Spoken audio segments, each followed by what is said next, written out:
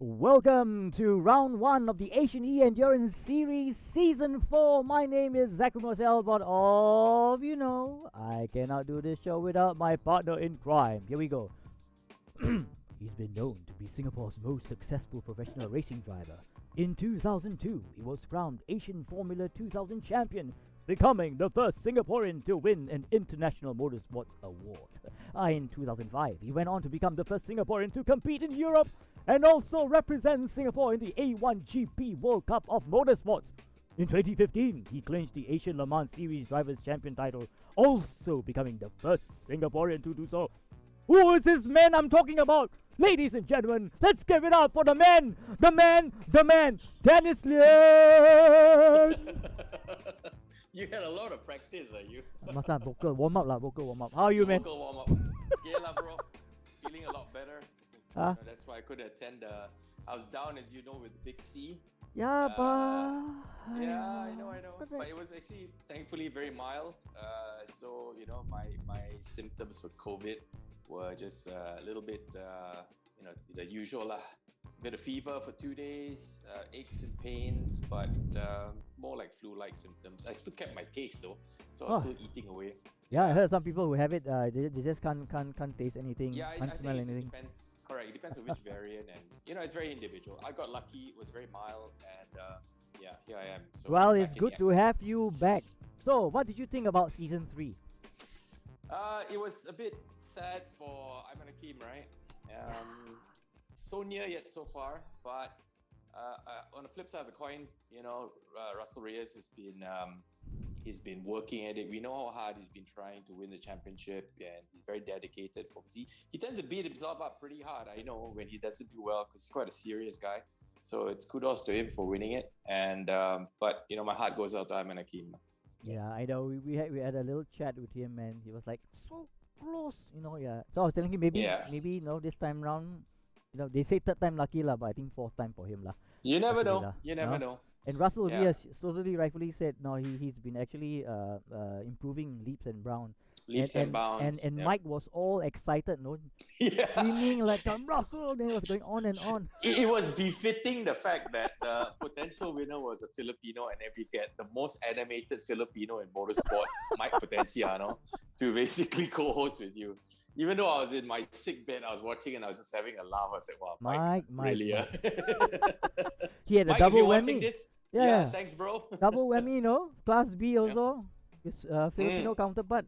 It was like That's a right. all-round party for him and all that stuff.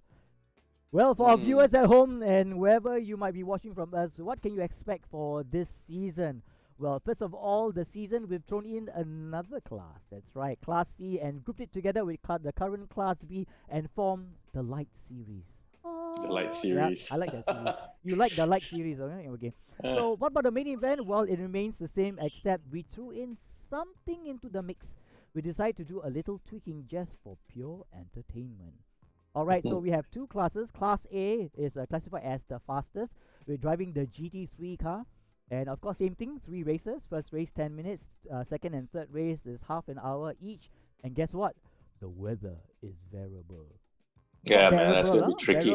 Variable, yeah. So that kind of thing. So it's variable and could be unbearable, actually. Exactly. And guess what? There will be no reverse grid. I can hear all the people say, well, okay. Well, we promised you we're going to make it exciting, right? So no reverse grid. Take it or leave it. But you're quite experienced lah, huh? All these burgers joking. No, there's enough for them to contend with. But the main thing you forgot to mention that is we have changed the platform as well. That's right. The platform right now is ACC. Right, Santa Corsa competition. Yeah. I mean, it's a tongue twister bit for me anyway. Yep. Okay, and then of course we move on to the Light Series. Just to let you know, you're going to be. The Light Series is a combination of Class B and C. Alright, so we have Class B, the faster guys, and Class C, the fast guys. They'll be driving the GT4. Alright, but 2 races for them. The first race is 10 minutes, and race 2 is half an hour. Well, clear skies. Well, depends. But the Light Series, okay, right? Let's make this very clear, okay? They are not like rookies, okay? Right? No, you can see earlier the on level the of race, competition is it's pretty high. they're there to win. So I think it just gradually they will start to improve themselves, and I believe so because we had Haris Zafari Shami, involved as well, and the rest of coming in. We had like whole My Beer Racing family there. Oh, my beer racing family. Yeah, everyone was Sounds about racing. right. So about Bernie, Andreas Wolf, yeah, they were there. They had a fun time, and it was really exciting. Please go watch it. All right, and as well, this one there's no reverse grid. All right, so just for your sake. So let's talk about the details now. Everybody's interested is the prize. Yeah, so now in the Class A, Mm. it's basically all the money has been diverted into Class A. So in other words, it's effectively the pro class, Yeah lah, true and it attracts the serious competitors who are fighting in tooth and nail for the last bit, and there's a team element now to it as well, That's right? right. That's right. Now the driver's points is $2 per point, right? And the team points is $1 per point. But there's this winner's bonus. This is the big I one, all right?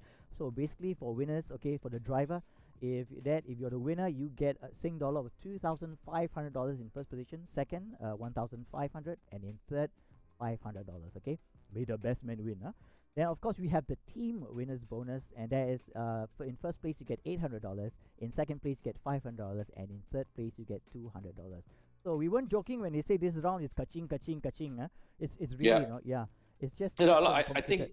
some people have been looking at it and they're asking me, I don't quite understand the team bonus or the driver bonus. It's very simple. Mm-mm-mm. If you as a driver, let's say you win the championship, you've accumulated basically 500 points. Therefore, you have as a driver $1,000 sing, right? Okay. But because you're the champion, you get the $2,500 extra bonus. So that's $3,500 On at the top winning of it. driver pockets. Yes. Yeah, Exactly. so the thing is like an ang pao, no? Hey, you win first, you Big get ang pao, that's right. Big ang pao. for you. You get your championship points, you convert them into money. But guess what? If you're first, you get another big ang pao. That's $2,500. Wow, Yeah. Whew, that's And, enough and to don't get forget in. for the team as well, the Yeah. team side of it as well. So Exactly. It's going to be yeah. really fun thing for them. All right, let's move on. And you see, that's the prize money for the rest. The light series interesting though. They too get prizes, okay, and awards, but no money involved. Right. So for Class B winner, you get yourself a trophy, the AES T-shirt like the one I'm wearing right now, quite nice, huh? Plus a mystery prize. Not telling you, like mystery challenge, huh? All right. Then of course, Class C you'll get a medal plus the AES T-shirt.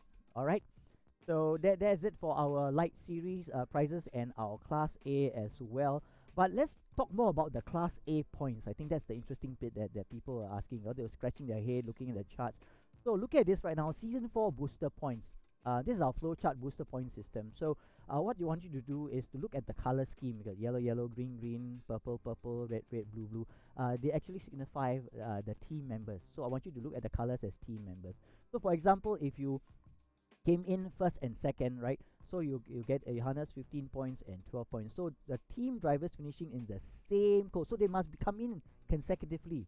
So for example, your team A, you come in first and second, or third and fourth, fifth and sixth, second, third, fourth and fifth. Alright. So this applies to the top 6. So what only that you can have a combined score. Let's take for example, okay, you come in first and second. Your first team member gets 15 points and you get 12 points. Alright, so for the team, you have this combined point. So you take 15 and 12, you add together, get 27. Now, because you're in the first and second position, right, okay, this team will get booster points awarded to you according to your color code. So for example, you got a combined score of 27, but because you came in first and second, you get 4 extra points. So you get 31 points. So all this is the same. So basically your post-race outcome for the team drivers finishing the same color code. So you can see the difference right now. So this only applies to the top 6 position. I repeat, top 6. So in case if you were to come in like first and fourth, right, okay, you will still get your driver's a point, but you will not get any booster points because Booster you didn't points, come in yeah. consecutively. All right. So Yeah. you can see on the left hand side the chart here, right? So you must come in together lah, not solar, so no, hold hands together, no, first and second, third, fourth. So you can see the points are given to you. So if you come in first and second, there's 4 points for you for your team. For third and second and third, 3 points. Third and fourth, 3 points. Fifth and fourth and fifth, 1 point, and fifth and sixth, 1 point.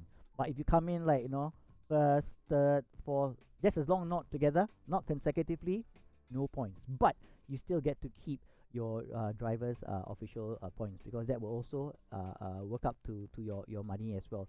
Remember that, okay? Yeah. All right. So basically, we're just trying to promote consistency and within the team. So the teamwork's very critical. Yeah. Exactly, So- because for us AS, for the first 3 seasons, I mean, we're always talking about individuals, but we know that a couple of these individuals come from team as well. So we were thinking, why don't this season let's give the teams a bit of a boost, to show them that I think it is time that we acknowledge the team effort, and we see how we can make this fourth Yep. season a little bit more exciting lah, competitive lah, no. Definitely, because we can see it from even other championships and all that. There is a huge growth in this e-racing fraternity, and basically it's become I could even use the word industry, whereby there are some almost like, shall we say, semi-professional teams out there that have been forming up with some very competent drivers. It's clear to see, we can see that happening, and we basically want to encourage that movement, that development in our championship as well. That's right. I mean, all the guys are quite excited. I mean, we're excited as well. And finally, we just couldn't wait when we had the idea in the back of our mind. We just couldn't wait. That's why we brought season 4 forward so fast. It was a surprise for all of them. Yasu, everybody want to rush and go and do season 4. Chonga, Well, It's a race that must race to get the front to the front, right? But I think they're all looking forward to it. There's a lot of but I think we jumped the gun a little bit. That's why we're there's 7 teams. I mean, it's a very good turnout. It's 14 cars, but we know for a fact there are 2 other teams that couldn't make the opening date because of it being clashing with some other rail race activities, because they got involved in a rail race. I think some of the guys, right? Yeah. So I think teams like Excel Sports, I think I'm not mistaken, they had issues. So I spoke to them, and they said they are coming back in round 2. So it's always we're always open. We always willing to invite all these guys back, because I think it's just gonna make the race really, really exciting. Because the strategies and all the tactics, that comes into play team. And it's like those days where when we race, then everything is put on just the first driver, and the other guy is just like a supporting actor. This time round is different. We want them to really work together, share strategy, tactics, and but now because of ACC having an open setup, that makes a huge difference, because to be quick, you really have to fine-tune the car. In the previous race room format that we had, where the setup was fixed, it was relatively straight, where you could literally just jump in and practice and just focus on your driving. But now the teams really have to work on the setup of the cars to get basically the maximum out of the machine. The driver needs to fine-tune it.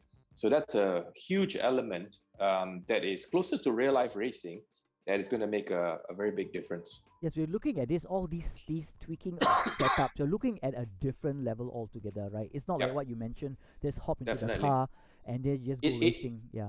With this format that we've got now, it's really raised the game to a different level. Excellent, man. I think the guys are all excited, and they can't wait as well. So of course, just to let you know that also for them to know that all the racers, if they attend all the rounds in this season, they all receive a rebate of Singapore $50. Really so good, Yeah, it's so good. like what Russell said, we are very generous, but it's okay. Very generous. Okay, we care for you. No, genuinely we do. The laugh is not sarcastic. It's just that we care for you. All right. Now let's look at the participants that we are having. Right. So Class A Round 1 entry list. We have Enzo Ng, Dexter Gismondo Jr., Avila Bahar, Russell Rias, Andika Rama Maulana, Fadil Rahmat, Dylan Tan Chilong, Morino Pratama, Marco Wong, Skyline, Rizal Ibrahim, Jay Wong, Aldo Balagulan, and Francis Matrillo. So you have their team: AV3 Racing, JMX Phantom, Legion of Racers, Kubi Racing, Revolt Racing. I think it's the term Racing. Team Potes and Veloce Ragazzo. So these are like the who's of who, man. Huh? Yeah, man. Oh my goodness. A lot of no names, but it will be interesting to see how they perform. It's like I said, it's a very different complexion now, whereby the drivers have to work with their teams and their so-called engineers to set up the car. And teamwork is going to make a big difference if you can finish consecutively, with your teammate. So best of luck to everyone. I think it's going to be a very interesting season, and we're all looking forward to it. So it's going to be, I think, very fun to watch. So how much difference right now as compared to our previous platform right now that they have the race engineers coming in? Huge. The tactic and strategies involved. Yeah. I mean, and also because Zach, this thing is the GT3 cars are much faster than the TCR cars. It's all of them are rear wheel drive, mid engine, most of them. So it's a much more difficult car to drive. But one good thing is they basically have ABS. So the braking is a little bit easier, and it's wow. I say easier, but at the same time, you have to maximize it because you can go deeper and things like that. So it will help a little bit, but you got to basically also learn how to adapt to it. So it'll be interesting, and I think I'm looking forward to it because I've got a background as well as in GT cars, and I've raced these kind of machines in my own real life career. So it'll be fun to watch. All right, Ben. Okay, now is the circuit that we're going to talk about. It's Circuit Paul Ricard. Look at that. 14 turns with a length of 5.770 kilometers. Looking at it, we have like that's a nice little pit straight, no? Nice start, straight long. Then after we have turns 1 and 2. Yep. You were mentioning that earlier on there were like accidents involved previously in turns 1 and 2. Would you like to elaborate more on that? In turn 1, there was some, unfortunately, a few years back, a fatal accident in GT cars of all things. Because if you look at the nature, it looks very mild, but that's the problem when you have big GT cars with 600 horsepower going into turn 1. 2 abreast and 3 abreast, sometimes even 4 abreast I've seen. It just doesn't work out so well, and I think there was an issue with the real life runoff at the end of turn 1. They've since corrected it, obviously, but there was unfortunately a fatal accident. But generally speaking, Paul Ricard is an extremely safe circuit because it was one of the first, shall we say, modern day, slightly boring style layout track, but this is basically because of its layout. It's a very technical course, and thrown in with some interesting bends, it was a perfect venue for Formula One to test. So it is by default it was for many years anyway the preseason testing circuit for all the F1 teams. Yeah, it's quite exciting, right? I mean, look at it. Initially, I tried. I tested it. With the help, and it seems fun, but then I realized that there was a lot of dangerous spots, the turnings and whatnot, which the driver tends to miss. If you miss a braking point, it's like you can really lose control of the car. And now you're talking about with having GT3 with ABS. But the good thing about the track, if you notice, because the runoff area is huge, this is the first circuit to have that giant tarmac runoff. It was the first circuit in the world to do that. So instead of having gravel and then a tire barrier or tech pro barriers, they basically painted it, the white, blue, red, like, the French colors. It's basically what you call a tarmac runoff. So if you go off, you can still steer the car, and you can basically try to bring it in, or if you spin because it's tarmac, the tires of your car will be able to grip and spin and slow down quicker. So there's nothing really to hit in this circuit, with the exception to turn 1, which they have already improved since. Is generally considered a very safe circuit. So even if you have a equipment malfunction, a brake failure down the Mistral Straight, which is very long, it's meant to mimic the Mulsanne Straight in the 24-hour Le Mans. So a lot of the pre-season testing for Le Mans teams, they actually go there because of the Mistral Straight. So they can actually get the cars to the top speed to kind of replicate the Mulsanne Straight at Le Mans 20. Because Le Mans is a public road. You can't actually go there and practice, you see, unless it's the actual event itself. For the Mulsanne Straight especially, because that's public road. So Mistral is very, very popular, not just with the Formula Car teams, but the Le Mans teams as well. So it's like a mock-up practice space for them to practice. Correct. Oh, okay. And at the end of Mistral, the turn 8, right? There was a lot of overtaking, and even in the light race, we saw the lead guys. They tried to go from the outside, then they ran out of road. Totally went off. And they went off and went to the painted strip. Can you imagine if that was a proper gravel trap and with barriers? That would end very badly, right? But in Paul Ricard, in a sense, you can take a bit more risk and get away with it. But the problem with this circuit then, it brings about track limits. Because Drivers tend to go like, I'm not going to hit a wall, right? So I will definitely. Yeah. I mean, this is how a real driver. I will push it lah. If I will just send the car into the inside, I miss and I overrun the exit ripple strip. Okay, what? It's still it's just painted ripple. What do you call it? Runoff. So I can come back on. I think you got the element of being safe, right? You're saying, right? Yeah, I mean, if you put a wall there, but I think twice. Should I take the risk or not? Yeah, I'm not gonna. If it's like Macau, I'm not gonna send it on the inside. I'm not sure whether I can make it on the exit, right? For Paul Ricard, it's like, it's 250 going into turn 8. I'll just send it lah, because what's the most gonna happen? I'm gonna spin on the tarmac. I'm not gonna hit the wall, the exit, right? True, man. It's like, you close your eyes and say, I'm gonna hit something, but you're like, still haven't. And you watch, in the pro race, they will do it because towards the end of the race, the classes are being so close. Once you're 1, 2, 3, the guy at the back drafting, especially at the end of the Mistral, says, the last minute lunge, do I take it or not? Because let's face it, if he doesn't take it, he's like, he'll probably beat himself up because this is one of the few circuits where you can take a big chance. If you don't make it, just go off, and then you're still stuck in second anyway. True. You know what I mean? Yeah. So. I was looking forward to it. I was like looking at it. Yeah, quite true. Also, I think we're gonna see a lot. Because during the briefing as well, we had a lot like feedback. Like, can we? What do you mean by the limit? No, they're all asking questions already. Yes. Yeah. Yes. So yes. it's how we want to play it. But of course, at the end of the day, we want everyone to enjoy themselves, and thank goodness, they do stay safe as well. All right. But of course, like you said, I was just looking on the web page, and like there's like several permutations to the racetrack. It's like Yes. Yep.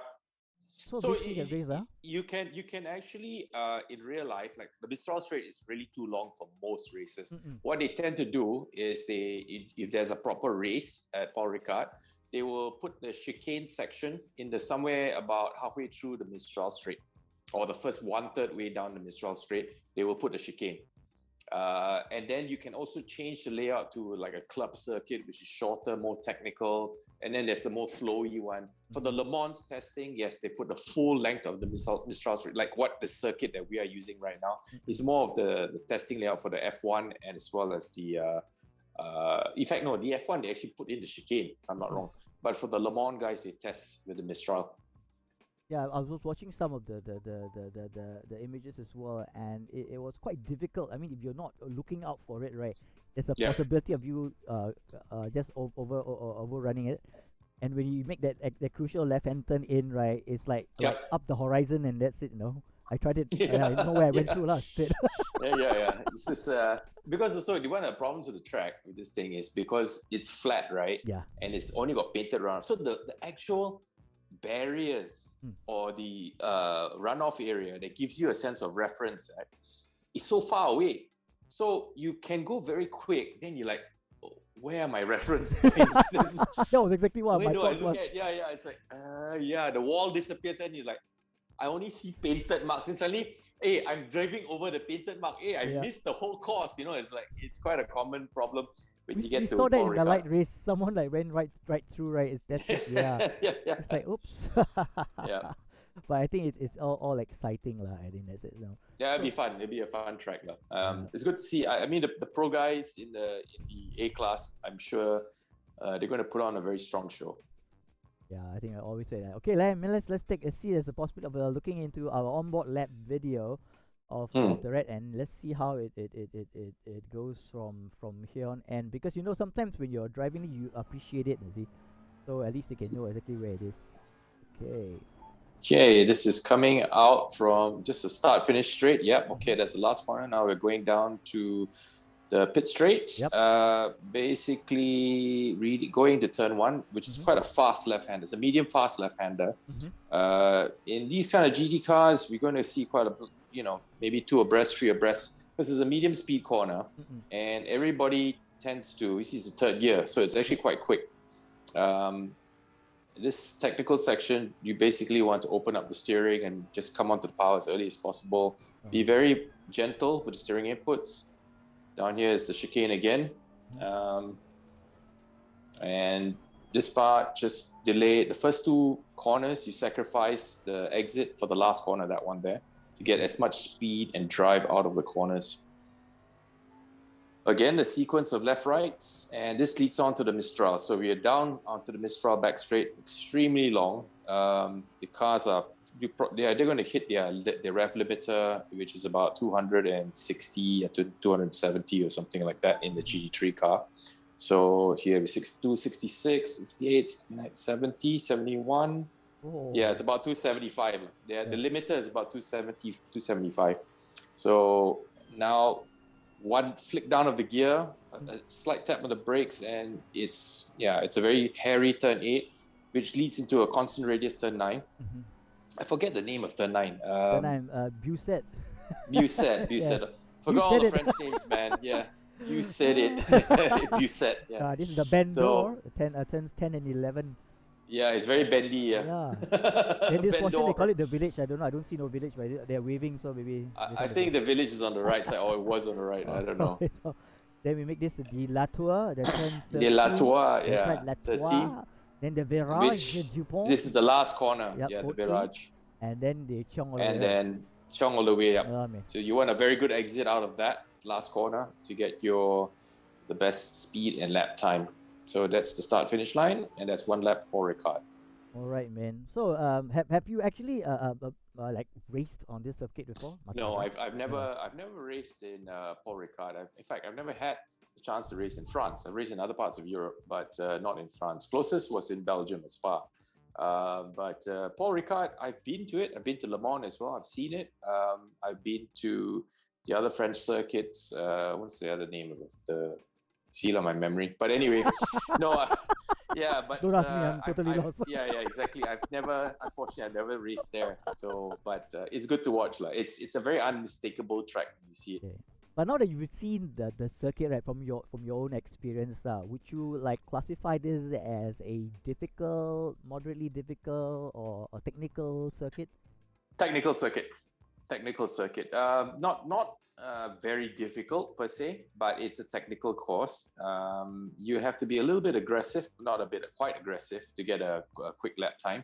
But you just have to watch the track limits as well, because when you're being aggressive, you tend to overdrive the apex. You don't want to take too much curb because you could fall foul with the track limits, and then exiting as well. Especially like when you come out turn 8, right, before 9, it's you need to keep at least 2 wheels onto the black stuff. So it could be a real problem because a lot of people tend to exit and even all 4 wheels are beyond the ripple strip on the exit. So, because you can get away with it. That's the thing, you see. So, yeah, that's Paul Ricard for you. All right, man. But in that sense, like the drivers should be looking out for in terms like you mentioned, I mean, you'll never know, right? If the weather turns bad, and we've seen, if it gets slippery, but with ABS. Yeah, I mean the ABS helps in ACC with the Gt3 cars, but like I said, this track it's what we call a very contrived circuit. In other words, it's not like some classic old circuit where they build it around a hillside, around a cavern or something like that. So it's not as naturally flowy because it's obviously very flat, but because it's so contrived, it's such a technical course. A lot of the chicanes, for example, you have to be precise. You sacrifice the first 2 corners of the chicane to get the best drive on the exit of the last. So it's always basically knowing the science and the theory behind it and focusing on those key corners that exit to the long straights. Like turn 14 is very critical. The exit of the chicanes at what was it, corner 6, 5, 6, 7 or something like that. Yeah, the number 7 is very critical to that short straight. So it's very focused. So if you overdrive it, to the other corners, and then you slow on these coming out these other key corners, you're gonna lose time. So you got to be very aware. That's why I mean it's a very technical course. Okay, now you're talking about the technical bit, because this time round, we know that they're all driving in teams. So let's take a look at the potential strategy or tactics that these teams might use. I mean, from your experience, have you ever done something like that, like a tag team, or I would say, is it a proper term to use, tag team, like a team racing? Yes, we do. I mean, we can have a similar strategy with 2 cars on the same team, or you can have a split strategy. One is the the rabbit or the hare, and the other one's a tortoise, right? Yo, So use for the correct term to use. yeah, Okay. usually when I used to race in a team, it was if an endurance team with two, within the same manufacturer, two cars. What will be the fast one? Invariably, I was always put into the fast car, and then the more consistently, shall we say, the slightly slower pace one, but the tortoise pace, which invariably always ended up finishing, and I never finished. So I think sometimes going flat out ain't such a good idea. So did you get the car correct? Yeah, you gotta work out the strategy. Sometimes knowing your machine, limitations, but in Formula Car racing, it's usually just flat out, lah. I mean, the strategy. Okay, so in Formula One, you got different tire strategies depending on where you start, what position you could take on, things like that. But in this kind of sprint racing, in our format, the team layout, it's really going to be pretty much a sprint race. They're going to go all out, both of them. It's going to be like Formula One. Both drivers are going to go hammer and tongs from the get-go. Yeah, but sometimes in the back of your mind, right, you start to think, right, like for example, like you're racing, you know that you cannot come in consecutively. Then wouldn't there be like a strategy where like people potong jalan or deliberately try to make it difficult? But I know that's against the regulations, right? Cannot, right? I see you smiling there. There are regulations, and then there's how you interpret the regulations, right? So let's put it this way. Hence the reason why this season is going to be very interesting, and I will be keeping my eyes very, peeled to look out for these kind of naughty driving techniques. And I'm sure the MSS stewards, Carl and the rest of his ilk, they're going to be looking out for that. Look, it's the nature of the sport, lah. Okay, Yeah. you will be in a situation where the team manager will say, okay, lah, you're not going to finish consecutively. Yeah, you're quite down. So plan B, try and slow down your main rival team's other driver. Yeah. But sometimes it's like for example, we know that, okay, correct me if I'm wrong. I think the F1 their team is a bit different. There's the like I say the main driver and the support, like the main actor and the supporting actor, right? So it's always the guy will play second fiddle, whatever the reason, I must say. To some extent, I mean, like Lewis Hamilton and Bottas. Bottas was clear number 2. Same with Max Verstappen and Sergio Perez. I mean, Sergio last year showed that he was the most incredible, support co-driver you can have, man. He held up Lewis Hamilton for I think a good 3 laps, man, and really gave Lewis a hard time in overtaking during the last race, right? So, you want a teammate like that, but you got to do it like the way Sergio Perez did it. That was fair, clean racing. He was on the same lap. He didn't have to give way. He was not blue flag, and he just made his car very wide. He was not dirty at all. Very good, clean racecraft. And that's the way to do it, and people appreciate you for that. For even Lewis Hamilton acknowledged that Sergio did a good job.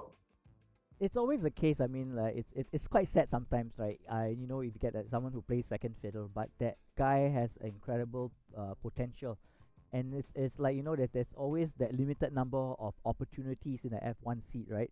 Okay, and some days you fall out of favor, and that's it, you go. Like like Nico was very lucky that he got back into the seat, and everyone complaining about their cars. What's new, right? All drama, I think. But for us this time round, for our own season, is that we wanted the teams to really work together. So we're talking about literally sharing strategy, tactics, because you want to be fast. No one's gonna play second fiddle. If you even that guy is supposed to support you is not. You're gonna work together. So this is what we really want. We want the drivers to really like put in the effort. Go all out. Okay, all within a safe, acceptable driving standards, like you say again. But sometimes the reality is you start 1-2, then suddenly the guy will spin mid-race and all, and he's back at the pack. Then strategy changes, and the team goes, okay, now we are in blocking mode. It's like Plan B, A subscript Plan 1, B. something like that. Yeah, you know what I mean. But I can see, you can sense the frustration. Sometimes some people just like it's your lucky day, good. It's not your lucky day. How hard you try, right? It's just that you cannot find a way to get around. And sometimes, when people get really all flustered and angry, right? That's where you have all those weird driving, tangential flying. And what do you? Well, the sad reality is that there can be only one champion in any season, That's and on right. top of that, the reality of most racing drivers, if you've been in this game long enough, you'll know, and most athletes will even acknowledge it. If you've been in it long enough in your sport, you will end up losing a lot more than you end up winning. So, it's part and parcel of sports. So you just have to be in a position where even if it's not your Sunday to win, you extract the most amount of points, put your best effort at it, and learn from that weekend and move on to the next one. That's right. I mean, looking at it, also we are looking at some of our members, right? We got AB Racing, JM, X Phantom, Legion of Racers. Kubi Racing. Oh, I'm sorry, I can't say Kubi, Then you got Revolt Racing. I got you tongue twister. Then your Team Protege and Veloce Ragazzo. Hey, where is the Revolt Racing from? Where are they from? Revolt Racing, they're made up of one guy from Hong Kong and one guy from Macau. That's Marco Wong and Skyline. Skyline, we know. He's fast lah. Fast lah. All these jokers is, they are really, they're gonna create havoc lah. Everybody's gonna be very fast. For People sure. just joking with them like 10 abreast. 10 abreast.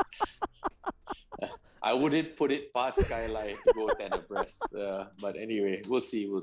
Okay. Well, just to maybe let the followers know that we have in team AB Racing is comprises of Enzo Ern and Dexter Gismondo Jr. Both Singapore Class A. Yeah. Then for GMX Phantom we have Avila Bahar and Russell Reyes. That's our right. champion. There you have. Then of course we have the Legion of Racers made up of Andika Rama Maulana and Fadli Rahmat. All right, and guess who? It's Kubi Racing. We have Dylan Tan. Then we have Molino Pratama. Kubi. Dylan was our potential season 1 race winner. That's back in real life. He's a damn quick karter as well. So it'll be interesting to watch. Yeah, mature now already lah. Yeah. Then of course we have Revolt Pui Racing, made up of Marco Wong and Sky Ally. Then we got Team Protege. There's Rizal Ibrahim and Jay Wong. One from Malaysia, Singapore team. And of course we have from the Philippines Aldo Balagulan and Francis Matrillo from Veloce Ragazzo. So these are our entries for round 1 Class A. They are no strangers to us. You know the names, you've seen them. Some are new to us, but they are actually quite known seasoned drivers. Exactly. Very seasoned drivers. I would say that these guys, they know They know what to expect. Then also you and I, we know like you say, regulations are there. But if they do find an opportunity, who knows? I'm not saying anything. Jinx, you know what's going to happen and then. But I think as a driver, you can see my face. I already know this is going to be this is shock lah. It's going to be interesting to watch, man. They're sure go all out one.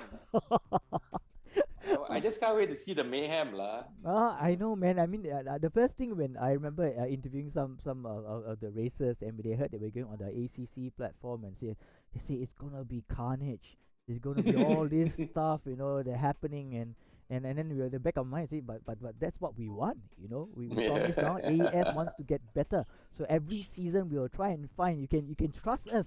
All right, to try and find means and ways to make every season totally more exciting than the previous season. Right, first season, simple. Second season, we had all the mystery round. And the next season, we had the Class B. Now, we totally remove your reverse grid.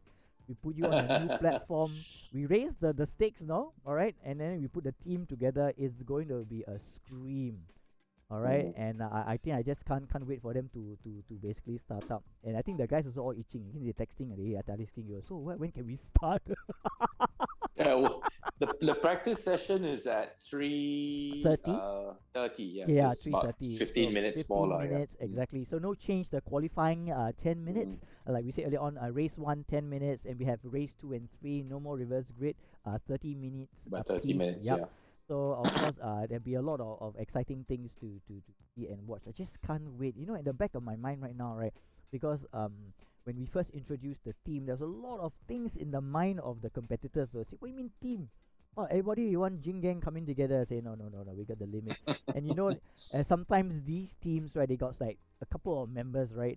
So like got like team A, team B. We in the regulation stated very clearly, that we don't support the kind of team A, team B thingy. But then again, like you said, right, we just have to watch, Carl has to watch very intensely, all right, to see how. It's but they are not allowed to go. For example, Red Bull 1, Red Bull 2. No, they have to go Red Bull and Alpha Tauri because to really differentiate it properly. But for a fact they are pretty much from the same gang. Like it's just that they have to split up the thing because of the shall we say our commercial requirements for team differentiation. Why so complex? Yeah. Last time, if you tell a not Singaporean, will tell you, team A, team B, team C. We got to be a bit more creative with the naming lah. You don't want like ketupat 1, ketupat 2. Okay. Yeah lah, it's like remember MediaCorp when at the time was the OTCS days when they made a series about the army, they call it the army. When they did the series about the Air Force, they call it the Air Force. They don't think, at least they don't use a lot of the brain, man. They just say as it is, But yeah. But actually, I mean, from your point of view, I mean, right now that you've seen our list of contenders, is there like, okay lah, I won't say too early, like a preference, or you think that this group might come out tops as compared to the other groups? Because right now for me, right, I just look at all the names, they're all fast. Well, I mean, not wanting to put any pressure on anybody, but based on previous seasons, based on previous season's performance, for a fact, Skyline's fast. I don't know how good is he in the GT3, and I don't know how good his teammate is, but I'm sure they've spent time practicing it, and I'm pretty sure they've got their act together. Dylan Tan has proven could have been our champion at season 1, so we can't discount him. And of course, Russell Reyes, he's our reigning champion. So I say these top 3 guys could be in the hunt for the first race. And let's see how it pans out when the racing actually begins proper in a few minutes. Yep. So, I mean, look at that. It's really exciting. That's my pick. Your pick, huh? Yeah. Not tikam, Let's put the little piece of paper at the back of the wall. And you see whether I'm right or not. See whether I'm right or not. Okay, so now we choose. You say you choose. Why do you think? You think there's a possibility of a first, second, or top 6? Well, I think they would be in the top 5, to be fair. But in racing, anything goes. So let's see what actually happens. But that's my hot pick for if you want to put the side bets on. Look, if we really seriously wanted to make mayhem, now you put the first race, right? All your team members, okay, all these guys, right, into Macau. Oh. And what last car standing? Mystery circuit. Yeah, you wish. We see first. Zach says mystery circuit. Yeah, they do race what in Macau. Yeah. They did. We saw, and they do. They did. My friend won Macau last year. The Daryl Young, who's actually of all things, Daryl is actually sponsored by Z Challenger, one of the big Macau, Hong Kong-based online racing guys, and I think Z Challenger might even throw in a team.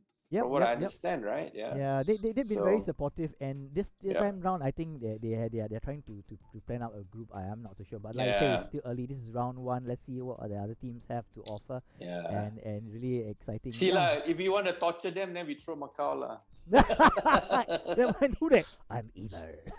Okay lah. Maybe we're not that evil lah. We won't be that evil lah. So we'll see how. Not too bad lah. Okay lah. So not too being, but in terms of the whole excitement bit, I think it's gonna be mayhem lah. I just like what Jordy Chuk Long Lee did said now. Just close the eyes and hope for the best.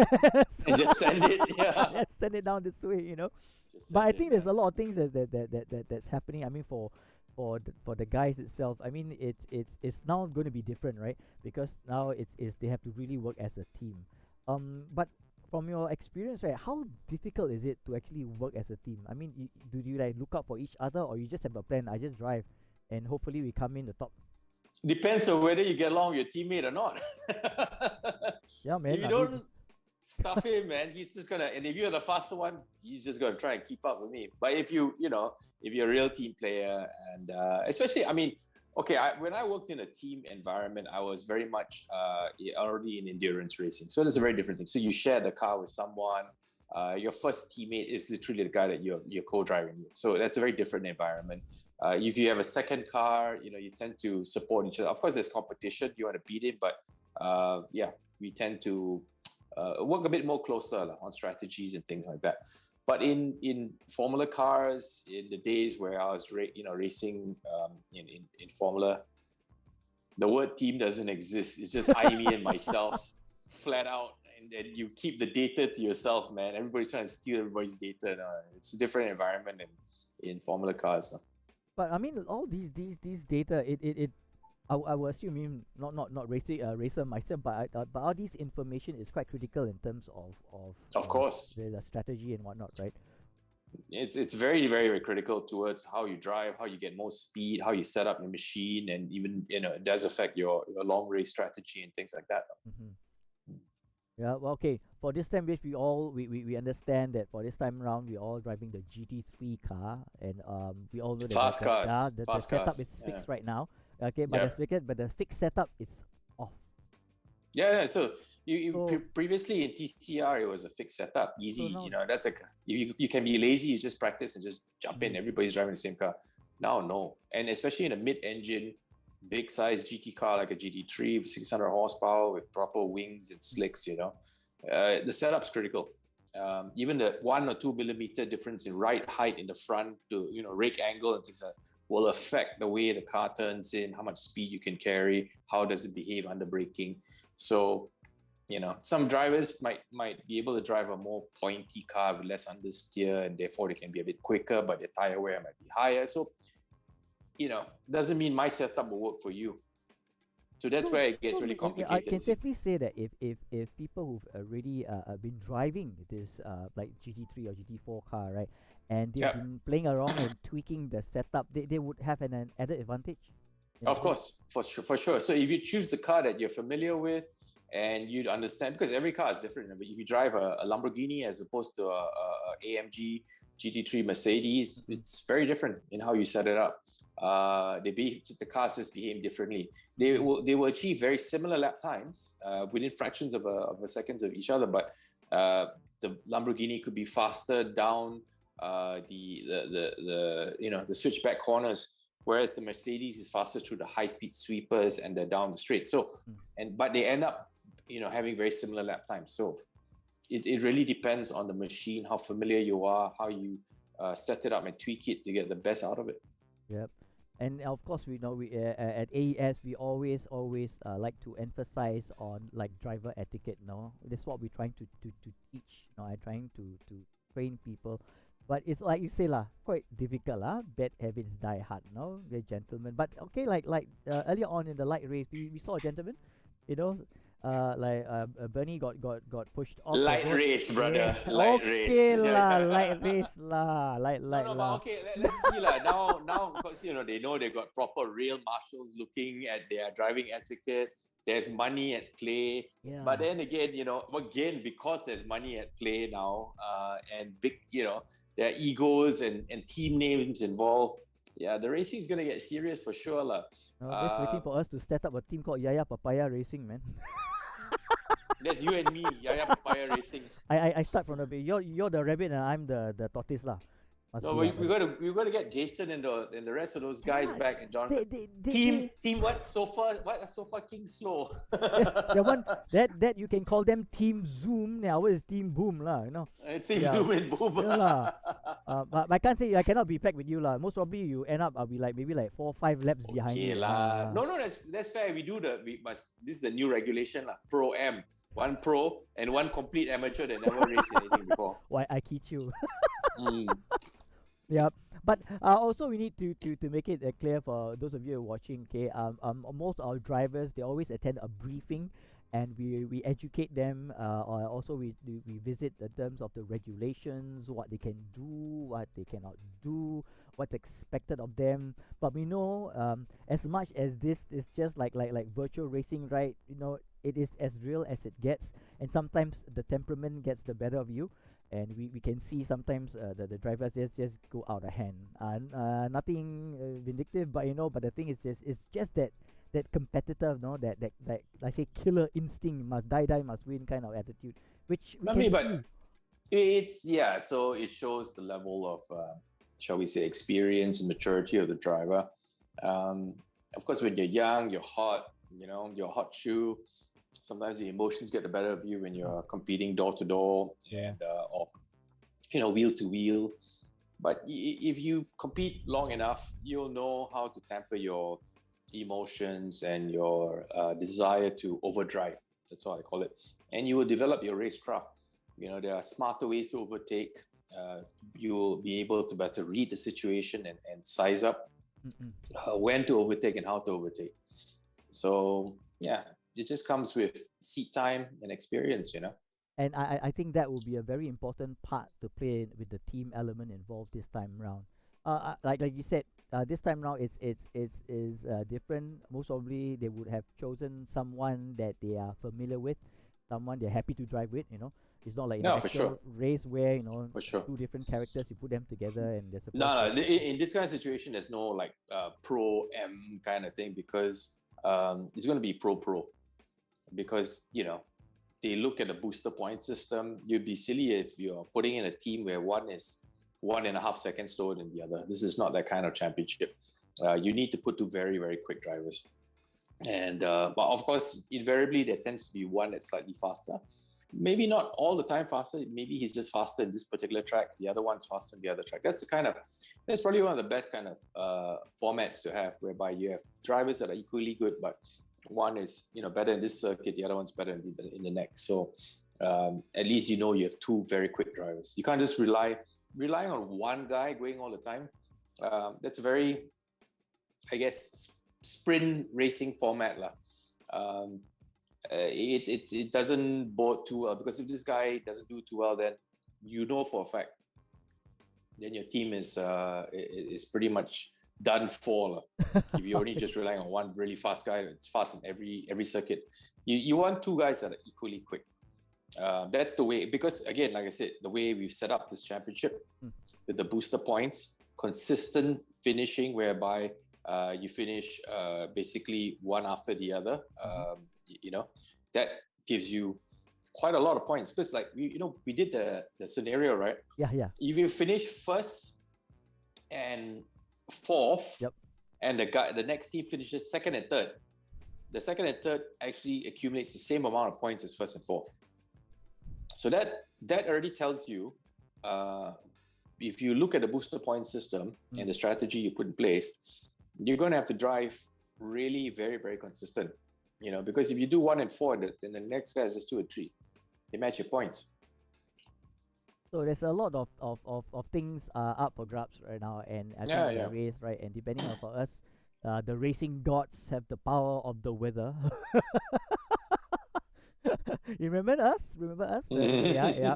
So like if someone happy trigger, flick a switch or something like that. Do you feel like having some rain today? You evil man, you! I mean, just someone goes there and falls asleep, then flicks the switch, no? All of a sudden, sunshine, then thunderstorm. What does this switch do? It rains! It's raining, hey!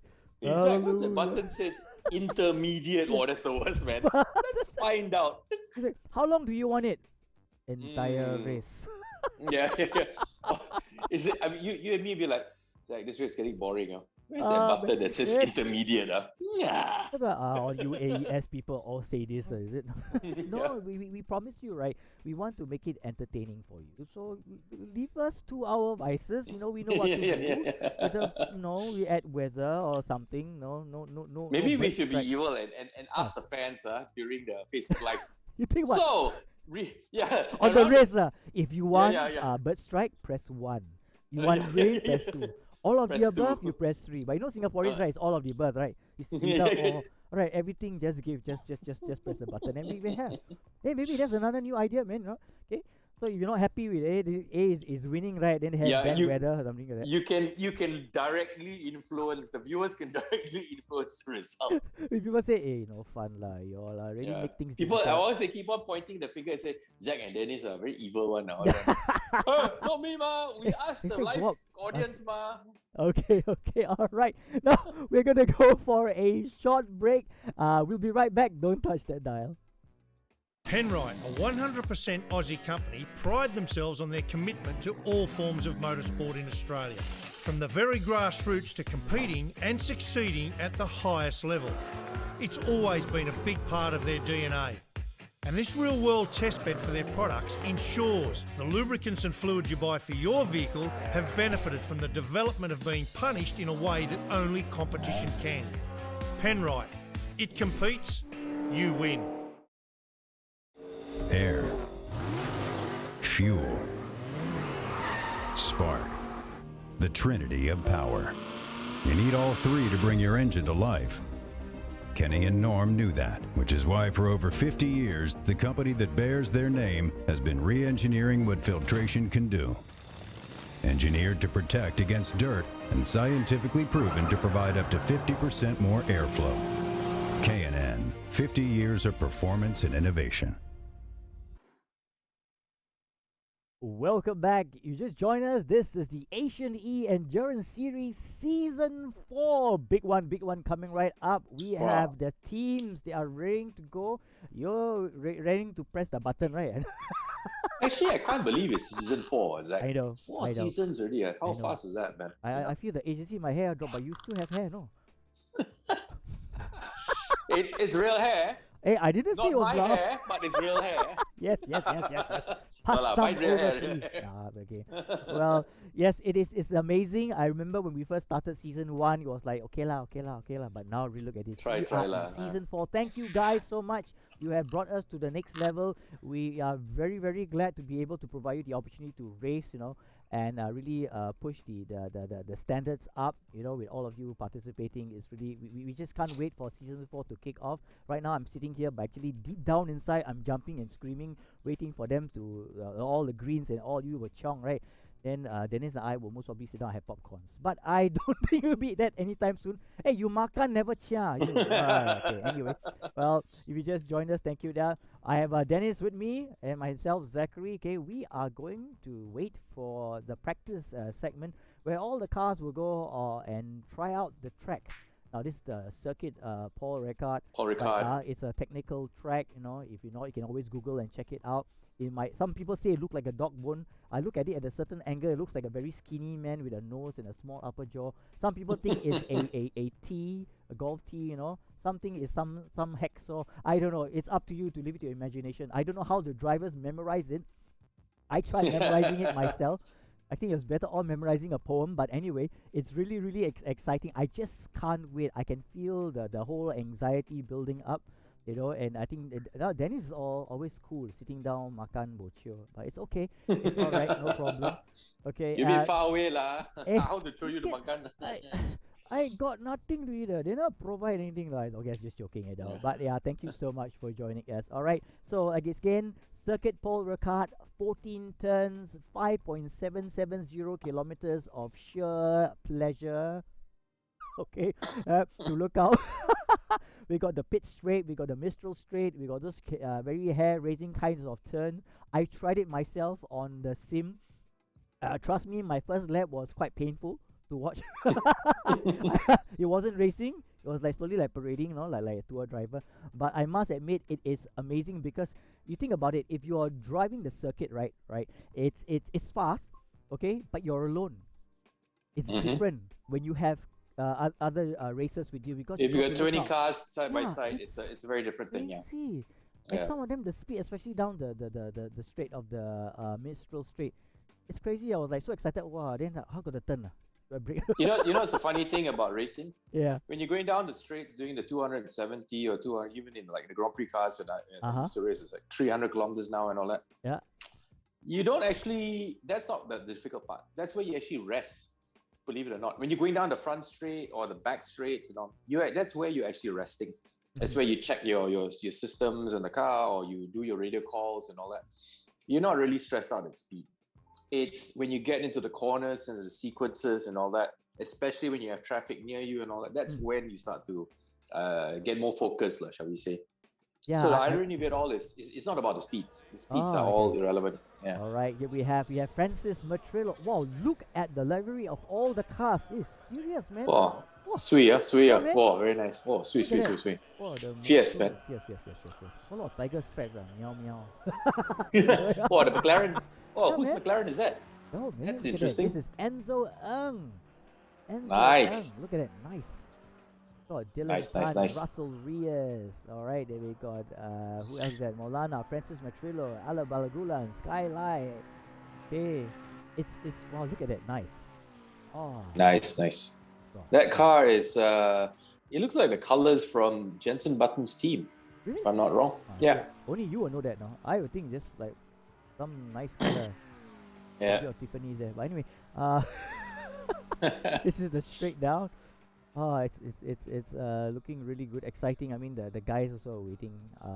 Looking at all their Texas, they're all quite really all pumped up. So I can't wait for them to really showcase what they can do. And we all know these guys are no pushovers. They are real, genuine, serious stuff. So These are the serious, hardcore racers. Don't pray kind of races. You know, they are really up for it. Yep. So and we know personally that some of these guys are fast. We don't know most of them to be fair, but I think they're really good. Okay. This is Jay Wong, right? In the Porsche. Yes. What? All right, man. Yeah, man. Porsche GT3R. I love this car. Look at that. It looks so good. Sweet. Beautiful, isn't it? Jay Wong. Yeah. Yeah. But the engine, is in the wrong place. His car got no livery. It's typical like the test color black. That's right, man. Look at that. So currently we have like 13 races. Andre got Dylan Tan, Russell Reyes, Moana, Francis Matrillo, Aldo Bulagalan, Sky Lai, Enzo Ng, Ragnar. You got Wong, J Wong. Now got M Wong, J Wong. No J Lo, No J Lo, no J Lo. But anyway, it's really great to see all of them all running. So I think M Wong is Marco Wong, just to make it show that we understand who is on. Okay, and J Wong is actually J Wong, spelled Jay, but so happens it's J. So here we have J Wong. It's numbers 164 Porsche. Look at that.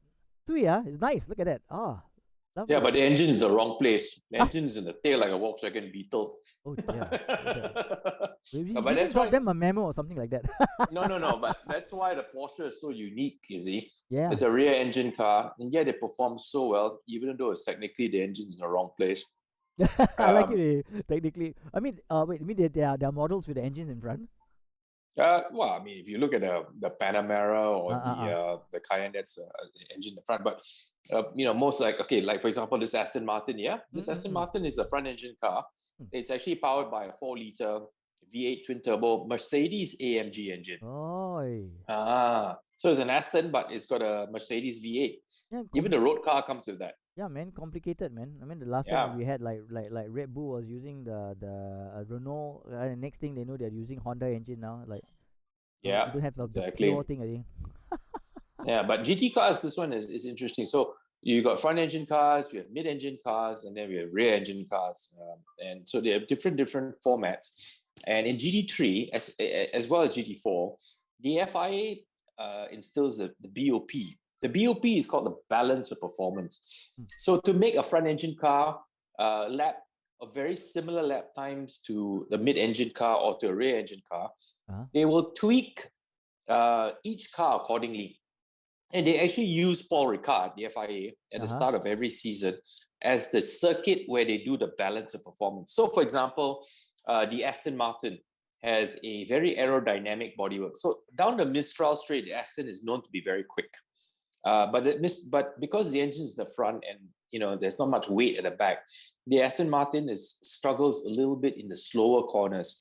So what they tend to do is they actually give the Aston Martin maybe a weight advantage, slightly less. They carry slightly less ballast, so you can try and come out the corners faster. But they put a restrictor on the engine. so that the engine doesn't breathe as much and doesn't produce quite as much power as the rest. So that's how they balance the performance between GT3 cars and then GT4 cars. The McLarens, for example, have a full carbon chassis mid-engine. The handling is known to be superior to the rest. So for the McLaren's case, they actually raise up the ride height of the McLaren 720S GT3, and that reduces its overall grip so that it basically doesn't corner as hard as it can, so that it can equalize the performance between the cars, you see?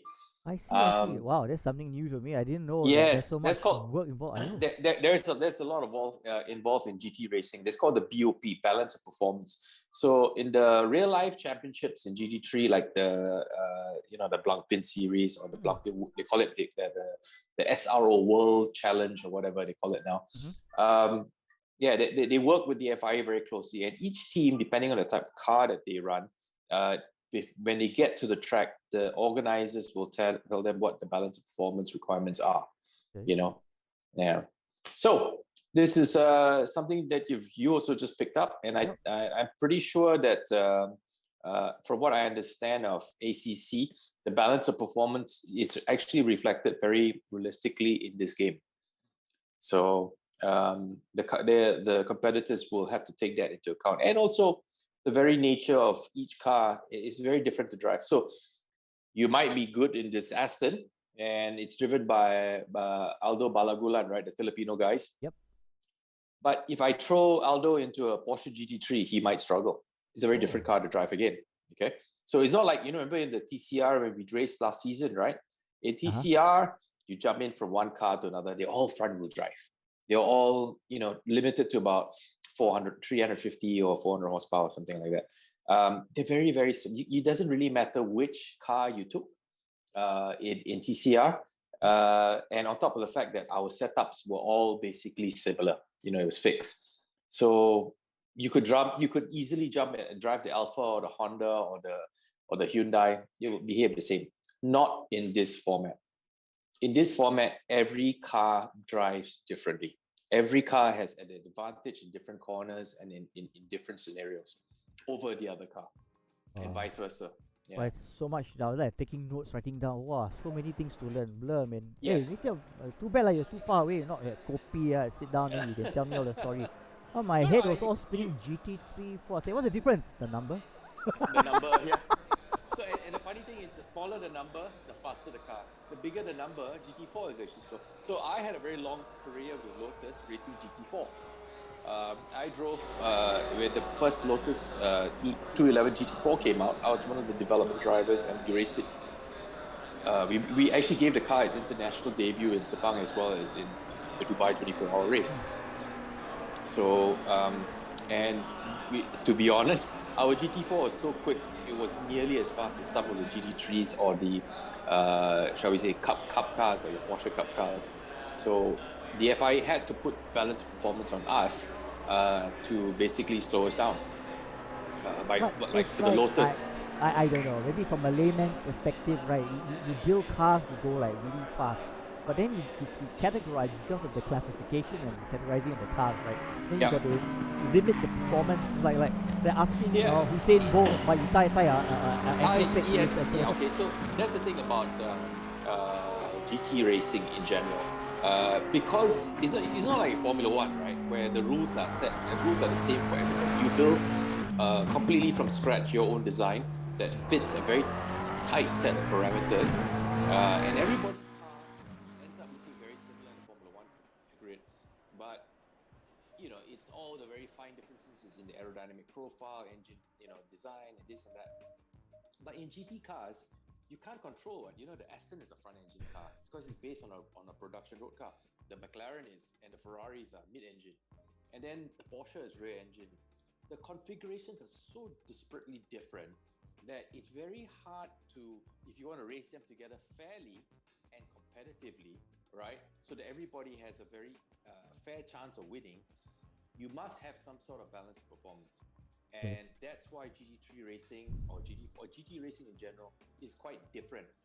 It's not about all-out development. You have to set in a set of rules that basically gives everybody some chance of being quite equal. It's very simple. You look at the profile of the McLaren, for example. Yeah.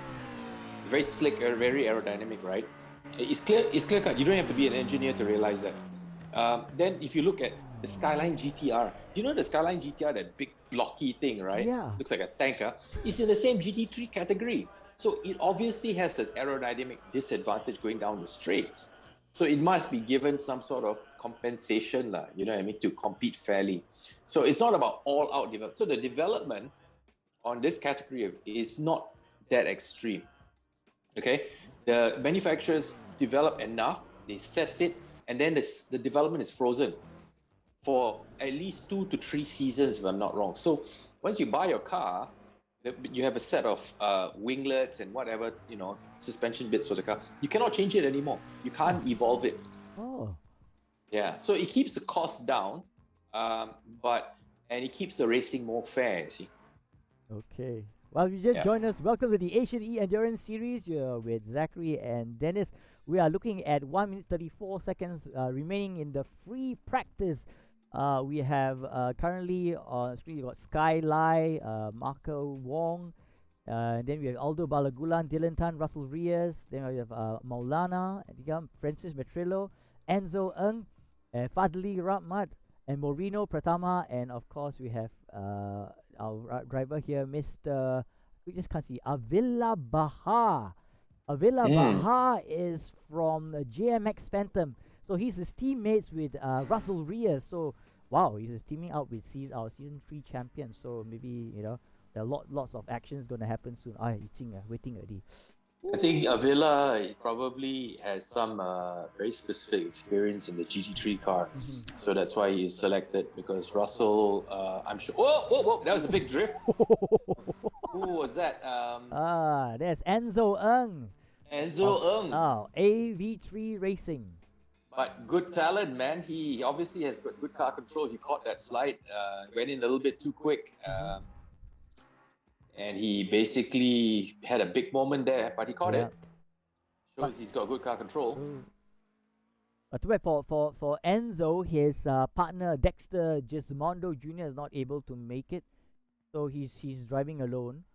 But, Okay. Yep. So like the. Is that because of they could have some problems with their technical problems with their connections? Could be anything, or could be maybe he's involved in other races we won't know. So let's see how this progresses. That was the end of practice, right? That's right. We are going to move over to qualifying. Okay, and we have Enzo. First one out, Enzo. Yeah, Enzo. He's quick to the trigger, man. He wants a clear road. He's trying to go for it and set the time first. I've gotten news. Apparently, Dexter is not feeling well.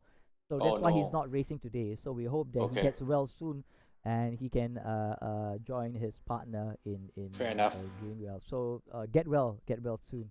Get well there, Dexter.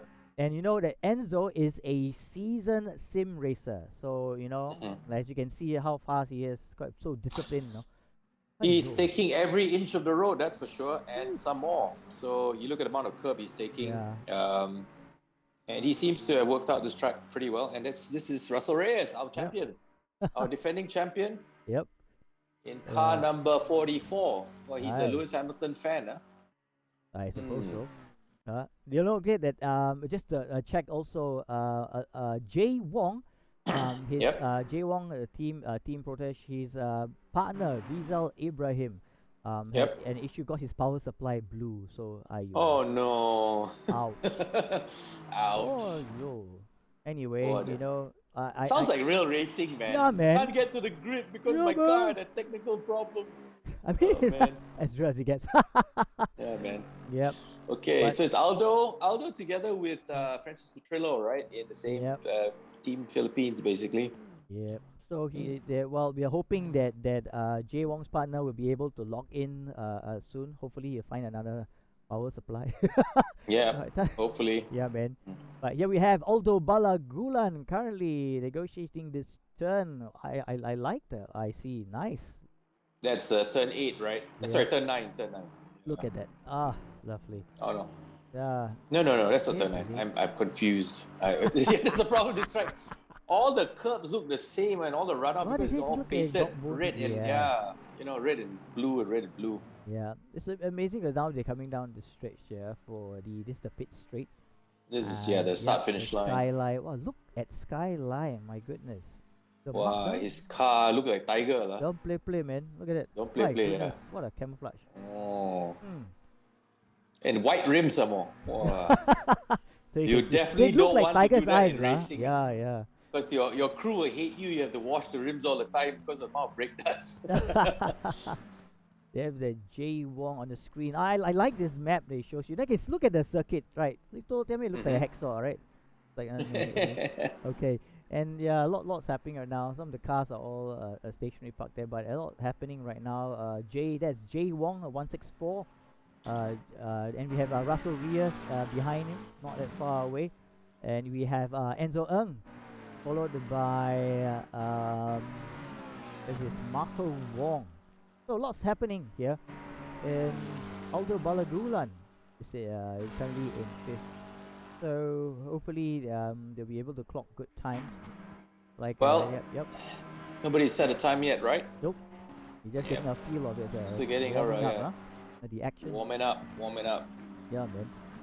But I mean, the first time I saw this circuit, I was thinking, okay, quite complicated a bit, maybe not too bad, quite slim, like one. It's not that complicated. It's just in the car, it's actually, if you look at it from inboard, it's easier to remember the track. But if you look at it from the outside, it's a little bit, because one corner looks the same as the other, you might find it a little bit difficult to remember. But in the car itself, it's not that difficult. Yeah. Like I said, it's easy to learn, hard to master, because it's being, it's a very deliberately technical track. So the mastering bit is you got to be disciplined in terms of all those key corners that lead out to the straights, you see, the Mistral on the front, and one of the short back straights as well. So those 3 corners are important. Look at it, Fadli Rahmat in his maroon. I mean, these are the look at that. Oh, here, Dylan and beautiful, Pratama. Yeah, Kubi. So apparently the name Kubi is that cartoon image on the side, right? Yeah, I guess as much. Oh, that's Kubi. Oh. Kubi is what? Is a duck or what? What is that? I like you say it's a duck. Looks like a duck. How is that right? a duck? I don't know. I don't see no beak. Okay lah, because it's yellow, right? It looks like a bear. Oh, yeah, okay. No. Yeah. Need more close-ups. They tell all these 2 veterans and we can't tell what's a Kubi. I thought it was a drink, man. I'm sorry. Okay, anyway, if you just joined us, welcome to the Asian Endurance Series Season 4. It's 4 minutes 57 seconds left in the qualifying. We've got Russell Reyes, Marco Wong, Francis Matrillo, and then we have the Bahar, Enzo Ng, Aldo Balagulan, Dylan Tan, Anthea Maulana, Skyline, Fadli Rahmat, Jay Wong, and Moreno Pratama going through the works. Wow, look at the pace. I want to see some time, man. But maybe they're just warming up. Yeah. No, but everybody's been running quite a lot of laps already. Why is there no time? Hey. Racing gods. Is there a technical problem? We don't see any lap times, man. So we look at it right now. It's currently focused. So the car that's on the screen right now is Dylan Tan. Look at that. Here we go. Okay. So Russell posted some good times there. So he's got a 1 minute 54.487 seconds. Okay, and then second is M Wong. Marco Wong. Marco Wong, that's right. And they got Francis Matrillo and Bahar, Enzo Ng, Aldo Balagulan, Jay Wong, Dylan Tan. And yes, you have Fadli Rahma and Moreno Pratama. Moreno Pratama, yeah. Yeah, then it looks like Maulana. The 3 McLarens are dominating, huh? Hello, McLarens, 1, 2, 3, 4, 5, 6, 7, 8, Hey, 9. there's a Bentley Continental Gt3. Where, man? By A. No lah, that one is our own people lah. Okay. How can a Bentley drive this? Cannot, right? They haven't seen a Bentley. Can. No, that's why I say, you see the Bentley is in the Gt3 class as well. Oh. So that big brick of a car is actually very competitive. It has won the Blackbeard Series before. Serious?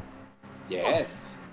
Sorry, but don't forget, it looks the same, but the whole body panel on the Bentley is all carbon fiber. So, yeah. I mean, anyway, so are the rest of the cars here. They're all similar. Yep. Okay, what's right? You got Andika Maulana There's a lot of changes right now. I look at the time, I think it's flipping around, but I think we're looking at good times. Russell Reyes posted a good time though. Then looking at Dylan Tan as well.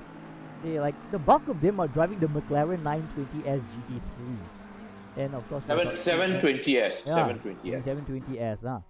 Yeah, man. Then you're the AMR V8. Oh, it's crazy. It's like car brands, below. AMR Aston Martin Racing. Yeah, man. Okay, got Jay Wong 164, followed behind by Russell Reyes. Okay, Who's this? 164 is 164 Jay Wong, is Jay Wong in a Porsche. You know, the beauty I like about this platform is that at least the number sticks with the driver. I remember having issue when you had all the cars having the same number. Yep, exactly, man. This is easier to follow. This is like a real racing. This is, in a sense, much better than race rooms format. Well, Jay Wong, Yeah. driving a Porsche. My respects to him for choosing that, shall we say, a little bit more difficult platform. Beautiful sounding engine though on the Porsche. Normally aspirated, flat 6, 4 liter. Screams to. I've driven the older version of this. It's called the 911 GT2 RSR way back then. Man, the engine was screaming to 9,500 RPM. It's incredible, yeah. Because it's the only one that's non-turbocharged. It's normally aspirated. So the Porsche runs lighter than the rest of the field because it's got no turbos. But the engine RPM is like a Formula One, man. It goes at 9.5. It screams. This thing is awesomely fast, and it's just Can you hear the high real driving style. Yeah. Oh, the whining. This car really eggs you on. It sounds really. The engine is a pure race engine.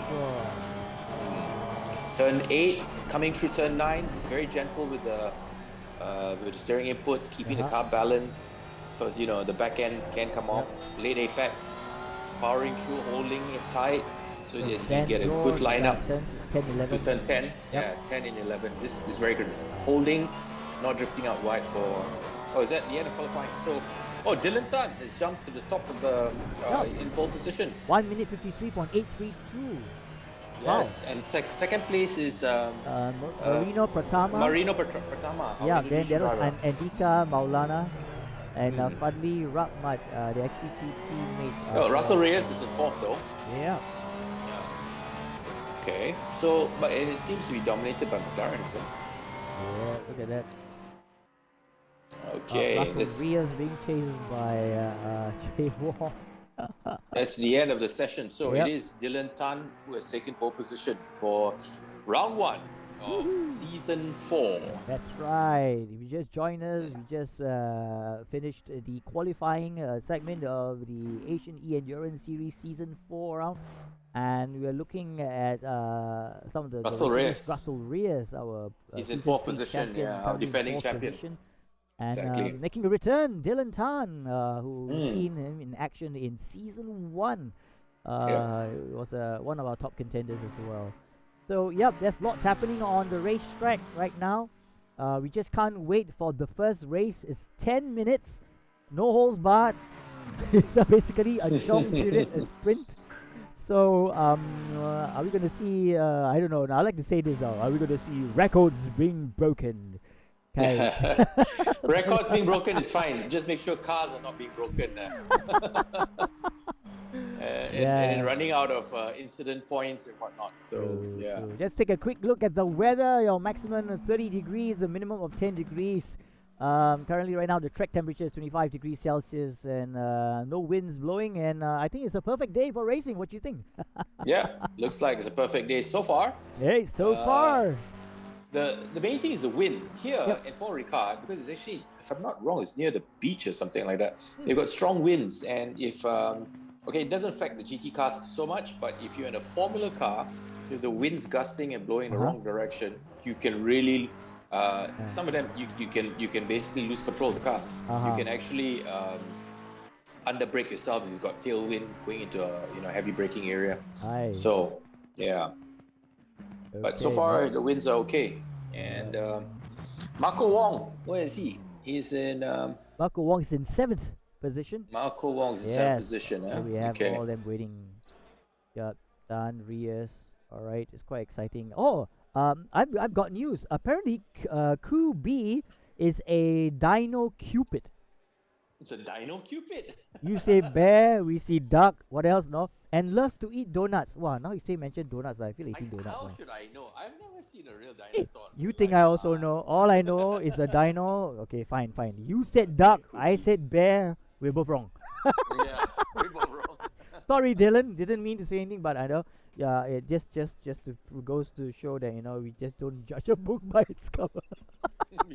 we don't judge a dinosaur by its cover. All right. Lots of exciting. You just joined us. Welcome to the Asian E Endurance Series Season 4. Yes, don't blink your eyes. Season 4. You must be scratching your head right now and saying, but didn't you just finish Season 3? Exactly. We can't wait to bring you Season 4, and here we are, Season 4.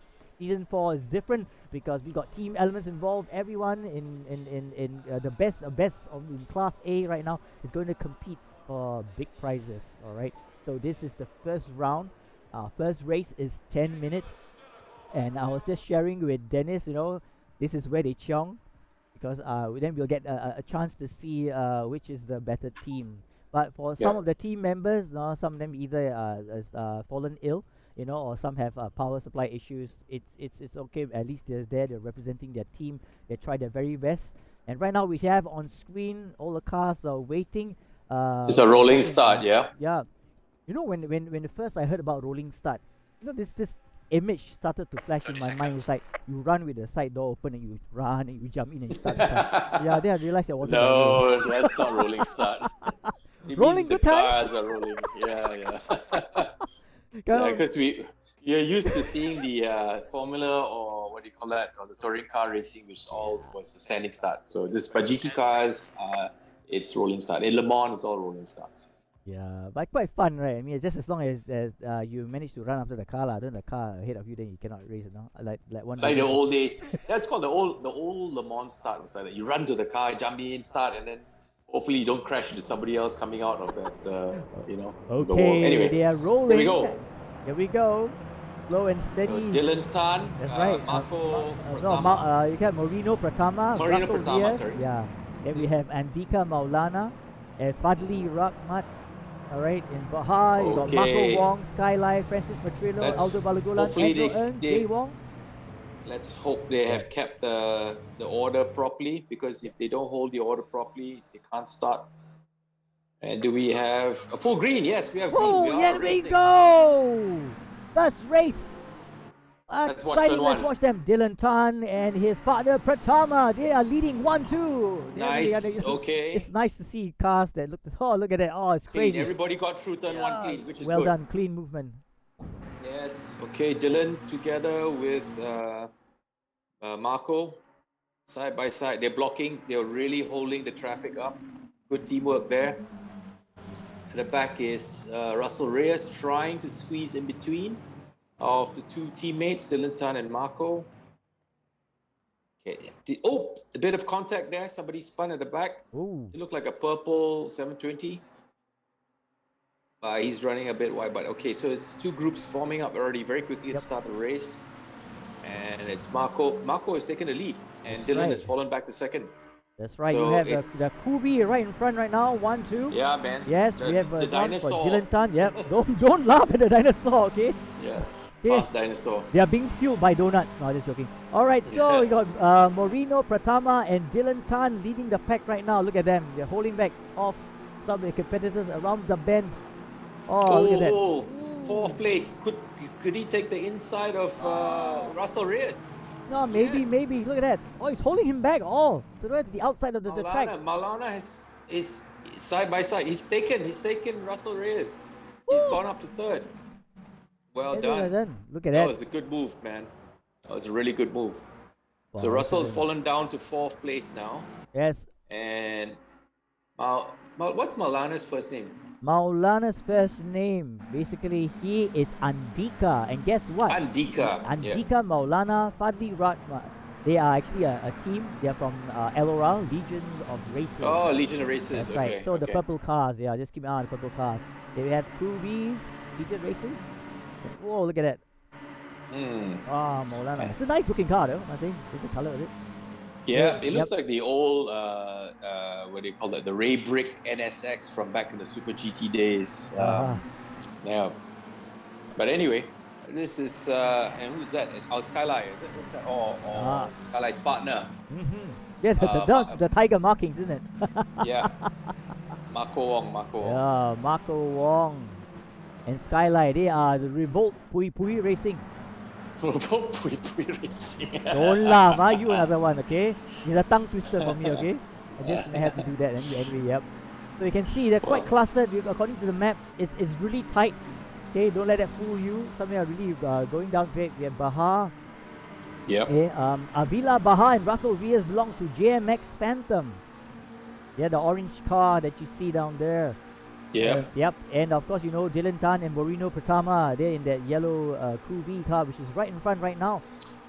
Well, the top 6 are, you know, they're literally in a train. These guys are not, they're not really pulling away from the rest of the pack. It shows that these guys are really quick. All of them are on pace, man. You got Aldo Balagulan on, and this is Avila Baha of GMX Phantom. In 6th place, Yep. Chasing down basically Marco Wong. He's trying to close up with his partner Russell Reyes, who's currently in the 4th position right now. Yep. So they've got Marco Wong in between them. Marco Wong is from Revolt Racing, and his partner is behind Baha in 7th position. So there's a bit of break there, but look at the performance of Moreno Pratama and Dylan Tan. Oh, somebody's spitting in early. Ooh. Is that Baha? Yes, it's Avila Baha. Hopefully it's not a major issue. And this is Skyline from Revolt Racing. He's gone up 6, Yep, 6th He's position. taken over Baha's position. So right now he's with his member. It's a 5th and 6th position between Marco Wong and Skyline. Yep. So they got members there, yeah. Then we have Russell Reyes. Oh, wait a second. Dylan has gone into the lead. He's taken over his teammate, Marco Pratama, right? Yeah, no, Moreno Pratama. Yes, I know. Sorry, tongue twisting for you. Huh? Tongue twisting, yeah. Moreno Pratama and Dylan Tan, they belong to Crew B Racing. And yep, they are leading the pack right now. Dylan Tan leading the pack right now. Nicely done, Dylan. Yep, 9-10. Look at that. He seems to be comfortable. They've got a bit of a buffer between each other. Yeah, this young man has really grown into the sport itself. I mean, we saw him at right there. So 1st and 2nd are Crew B, 5th and 6th are Pui. Extra points on the table if they maintain. It's easier for me to say Pui Racing, right? Some twister, Revolt Pui Racing, the tongue. Extra points on the table for these guys. Okay. Alright, man, look at that.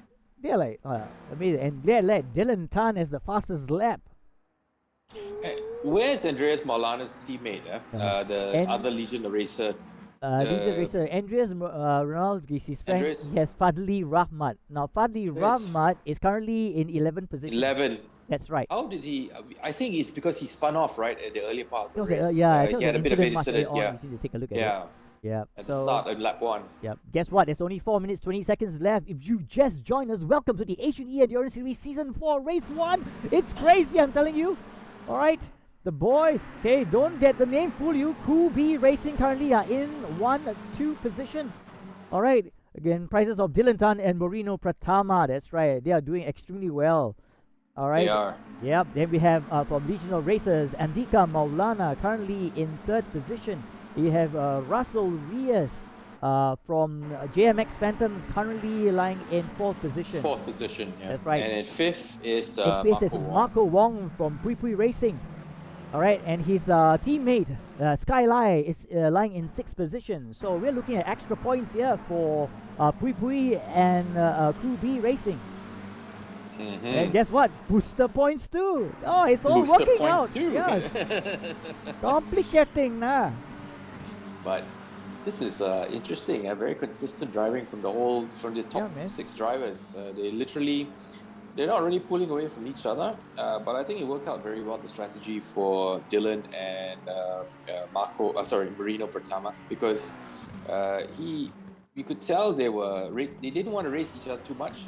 Yeah. Didn't let Moreno pull ahead first, and then we didn't see his overtake earlier on. But once he overtook, he basically pulled ahead, got a very comfortable buffer, Yep. And yeah, they basically are controlling the pace at the Exactly, moment. but you check right now, Marino Pratama has the fastest lap time. So it's like between Dylan and Tan, they're exchanging, Yep. taking turns. They're exchanging, but they're not really racing each other out. So that's the thing, you see. They're not trying to, Dylan's like not being overly defensive or anything like that. I think that's good. That's a very good strategy. Maybe But, towards the last minute yeah. or the last lap, then they might go for lunch or something like that. But Go for that. yeah, But I think but you're the looking gaps at it are big. also because it also helps them as they progress onto race 2 as well, because I mean, there was a strategy involved in terms whether that they need a pit stop or something like that. So there's a lot of other tactics Correct. involved in them. So Yeah, they're definitely, looking at the season as a whole, and they're taking a very much longer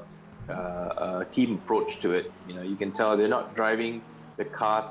Put it this way, Zach, you look at it, you Yep. can see the big difference in how these guys are Yep. racing these cars. okay, sometimes they Um, pit in. Dylan Tan is has it- gone in, followed by Maulana.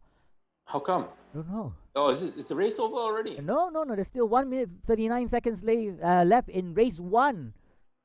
They don't need to pit, right? Why are they pitting? I don't know. Could it be any issues? Hopefully not. Pratama is left out on his own right now. He's currently in first position with the fastest lap time. Dylan Tan is still second according to the overall table. Then we have Okay. Andika Maulana for Legion of Races, who's currently in third position. Russell Reyes as well in fourth. Russell comes from GMX Phantom. And we have Marco Wong in fifth position. Then we have Avila Bahar from GMX Phantom, currently in sixth position. Marco Wong in seventh.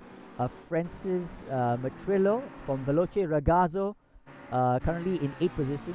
And Jay Wong from Team Portage is currently in ninth. And Fadli Rahmat from the Legion of Racers, he's in the 10th position. And Aldo Balagulan is currently in 11th position. He is from Veloce Ragazzo. And of course Enzo Eng. What happened to Enzo Eng? He was doing so fine in the Yeah, pit. I don't understand. Why did they have to pit at all? It's weird to me. Yep, very also bad. Yeah.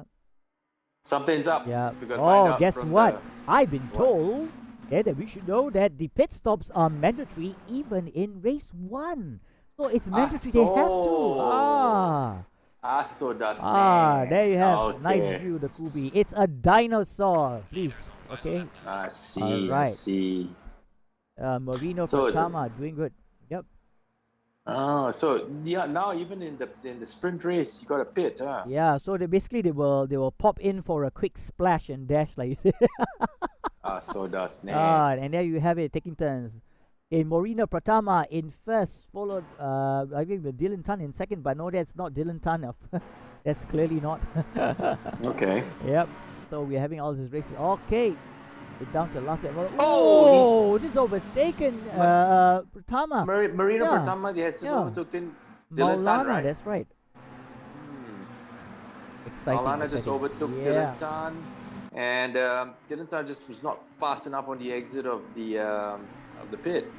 Yep. When he Andika boxed in. Maulana right now, currently in third position. Okay, followed closely by Russell Reyes and Vila Bahar from GMX Phantom. So basically, their second in terms of Russell Reyes and his buddy, they just split right now. Yeah, Marino Pratama in between them. Yeah, so we're down to our last Awesome. lap right now. Okay, So- here is Maulana. in Okay, second Andika, position. yeah, he's in second position, but Dylan has suddenly shot ahead of him. Yep. How? Okay, but So first I and didn't even fourth see right that. now. Yep. Oh, I didn't that's see right. Dylan overtake him. How come? Where did Dylan take him? Maybe he came out at the time where we didn't. The cameras wasn't there, but here we have Dylan Tan ahead. Dylan's very far ahead, man, at Yeah. the moment, and he's got it comfortably in the bag. If if he can hold these few corners together, he should basically be taking the win. So it's Dylan followed by Andika Maulana and Russell Yeah. Reyes in third. That's right. Russell, but you also take, quietly. yeah, don't play it for GMX yeah, quietly Phantom. in third Currently, place. they are securing third and fourth place. Yep. So They got booster points, that's for sure. Jan Jan. Now that like Dylan and Marino Pratama split in between, and you have Andika Maulana LOR currently in second, but his partner Fadli Rahmat is currently lying in 9th position. So, well, they get championship points, but no booster points for you. Hmm. Oh, it's So Aldo this is Balagulan. Yes, Aldo, Aldo Balagulan. Aldo Balagulan belongs to Veloce Ragazzo. He's currently in 11th position. His buddy Francis Matrello is 3 spots on top of him in currently in 8th position. Yep, Matrilla is an 8. Wow, lots of changes after that pit. Let's see how. The race Alright. is so the race is over, right? Yep. Yep. Whoa, like when the car just appeared. Oh, it's a bit confusing with a pit stop, lah. Yeah, Yep, I'm okay, like, we have what's Dylan happening? Tan, a total time of 12 minutes, 7.274 seconds, followed by Maulana, then Russell Reyes, Bahar, so 3rd and 4th, Skylight, and Marco Wong, 5th and 6th. Then we have Moreno Pratama in 6th. Corrections, Moreno Pratama in 7th, Francis Matura in 8th, Fadli Rahma in 9, Aldo Balagulan 10, Jay Wong 11, and Zo Eng in 12. Okay. Alright, so, wow, there was a sudden change there, but I think team GMX Phantom did very well though. They managed to keep their position, yep. So, it goes to show, it works. A lot of excitement. It works, but yeah, the pit stop took us a bit by surprise. We didn't realize that now the sprint race is a pit stop as well. So yeah. So does it let you know that it's mandatory for you to pit? So some of them are doing the strategy towards the end. When everything goes crazy, then they just pit and then they just jump in and try and finish it as quick as possible. So well, that's one of the tactics I feel they'll be using. I guess the undercut and overcuts thing, style. So yeah, I think my first concern is Enzo. I don't know what happened to him. I think was it the mechanical issues or something like that, because his car was doing quite well during qualifying and the practice bit as well. And well, let's see what he has to offer in race 2. Race 2. Yep, race 2. 30 minutes, no reverse grid. So we're gonna see whoever's just carrying on from there. So what was your thoughts for race 1? Exciting, huh? Exciting and confusing, and but like I said, like the usual suspects. Remember I said who are the hot favorites? Of course, Russell Reyes is there, Dylan is there. Skylight didn't quite live up to my predictions, but 2 out of 3, not too bad, lah. Well, I would say a good start from Kubi Racing, Dylan Tan as well, and Moreno Pratama. They managed to hold on first and second for quite a while before there was some say separation. It happens, but congratulations to Dylan anyway for that win. So So now, but we'll the see. thing, like you say, the 10-minute race is not a reflection of how the other races will unfold. It gives us a bit of a taster. yeah. But let's see what happens for this. The main feature race, lah. Feature race 2 and 3. I think that's going to be the one that counts, lah. There'll be a scratching moment for everyone, but it was quite confusing because when you're trying to pair them up together in the back of your mind, the team members and whatnot. So, but I think it's definitely a different from our previous platform, where you and I will scratch our head, name all the same, cars the same, numbers. This the is same. easier for us to commentate, definitely. Without even tracking now, it's like, we know we can see the car, we can see, that's the name of the driver, because the cars are so distinctive now as well. Yeah. So now with the names as That's well, good. it's making things a lot easier for us. Thank you very much. All right. So we're looking forward to race 2. Will we have the same kind of result? But then you and I know, because of the mandatory pit stop and strategy, things might change a little. So we won't know. And then of course the racers gods, might be happy and decide to do something, I don't know. Showers or blessing with expected showers Mr. from Yawn and then, okay, let's make it more exciting. But I think it was interesting for legions of races as well. We have Antika Maulana really like going most of all. He was the one giving a lot of them headaches in 3rd position. Very equally matched, both between him and Dylan. So now we're having currently back. If you just joined us, welcome to the Asian Endurance Series Season 4. We are waiting for the second race to start off, and as you can see on your screen, the cars are all rating. Yes, the only difference now, we don't have reverse grid, so whoever that came in first is right in front there for your eyes to see. We have Dylan Tan, all right, and I saw Moreno Pratama they actually did really well. So they are, like you said, they are the ones to look out for. But don't write off the rest because you saw some of the individual performances as well. I think they're just trying to try and get their Yeah, act they'll together. get into it. Yeah, they will get into it. Pretty sure. Okay, so Dylan Tan, Marino Pratama, right? Russell Reyes, our defending champion, That's right. and fourth is Avila Bahar, sorry. Rahmat Maulana. Yep. Yes, Fadli Rahmat. Oh, and then they're off. And we're rolling. Rolling. Here we go. Dylan Tan and of course his partner there, Kula, the dinosaur. Okay, stop it. Oh. Fast dinosaurs. True. Okay, GMX Phantom of Avila Bahar and Russell Reyes. All right. Basically, they are just one is in 6th position and the other one is in 3rd position. So it's all red. That's right. Are we ready? And here we go. It's Let's all go green, racing. yeah. Yeah. We are racing. Oh, look at the fast move of them. What's happening? Okay, they're trying to keep the position again. Dylan Tan and Pratama side by side. Look at that.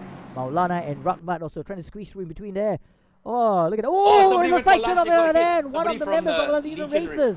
Who was that? Yeah, our Legion Racers. I don't know which one it was.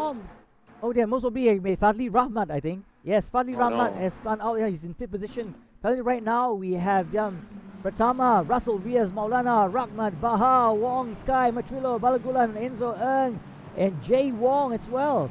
So the two ones in front of Kubi Racing, they're doing fine, still keeping in the 1st and 2nd.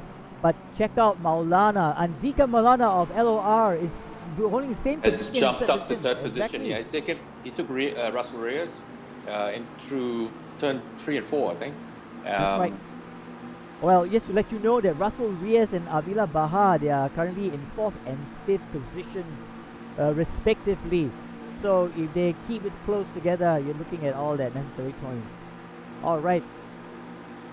But these guys, between Dylan Tan and Marino Pratama, these guys are quite consistent, aren't they? That's a perfect kind of teammate to have, you know. You look at them, they're just mirroring each other. They don't try to race each other, at the opening lap. Just let whoever jumps ahead, you go and pull the lead and build a buffer to the rest of the guys. And you protect me. I'm not going to race you down. You just focus and you get the speed out, and I'll follow you. The interesting bit Perfect is this, strategy. Right? 1st, 2nd, 3rd, and 4th. You're looking in terms of Dylan Tan, Marino Pratama, Avila Bahar, and Russell Reyes. But this loner of Andika Maulana, LOR, is getting the way, isn't he? He is, yeah.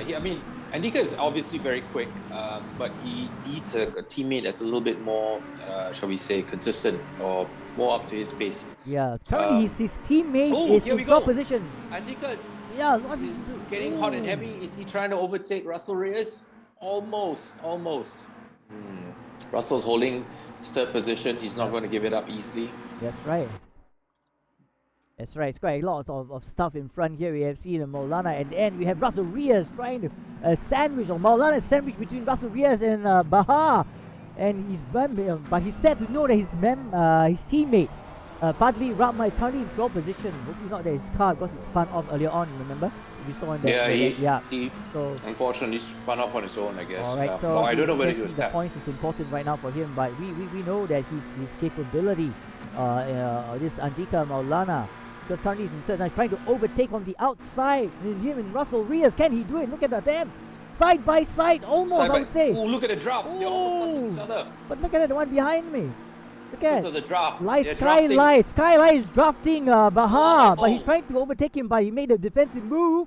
He can't get 4 through. abreast. Look at that. He's at 3 abreast. Wow. Unbelievable. Look at that. Oh. And no one contacted. Incredible. Amazing. Great racing, guys. Great racing. Okay, Maulana is still holding on. He wants the spot that Russell Reyes has right now, which is getting difficult to get in there. And we have Avila Bahar. It's not too far away, but he knows he's not alone. He's got Skylight breathing down behind him, followed by Marco Wong. So there's another group. Pre Racing too. They're running like in teams right now, aren't they? They are. Oh, look at that, man. This is Russell Reyes' teammate Bahar has got a little bit of trouble there. Yep. He's being being bunched up. Oh no! They went off the road! Crash. Oh, they managed to recover. That was, Someone went that off. was incredible. Yes. Big time. That Big was time. Baha They had a managed big to impact. recover. This is Russell Reyes. Oh no, doesn't mean he's an issue. Hopefully not. No. He's pitting in early. I think he's pitting in early to get away from the traffic. And Dika Maulana survived that. Now he's currently in third position after Morena Pratama and Dylan Tan. Alright, not far from behind we have Marco Wong from Pui Pui Racing. Okay, and in fifth position Francis Matrillo, who's from Veloce Ragazzo. And of course you have the other member of GMX Phantom, Avila Bahar, currently in sixth position. But amazing when you were going through that turn and like 4 cars abreast and no one, they managed to keep it safe. That was great. Good.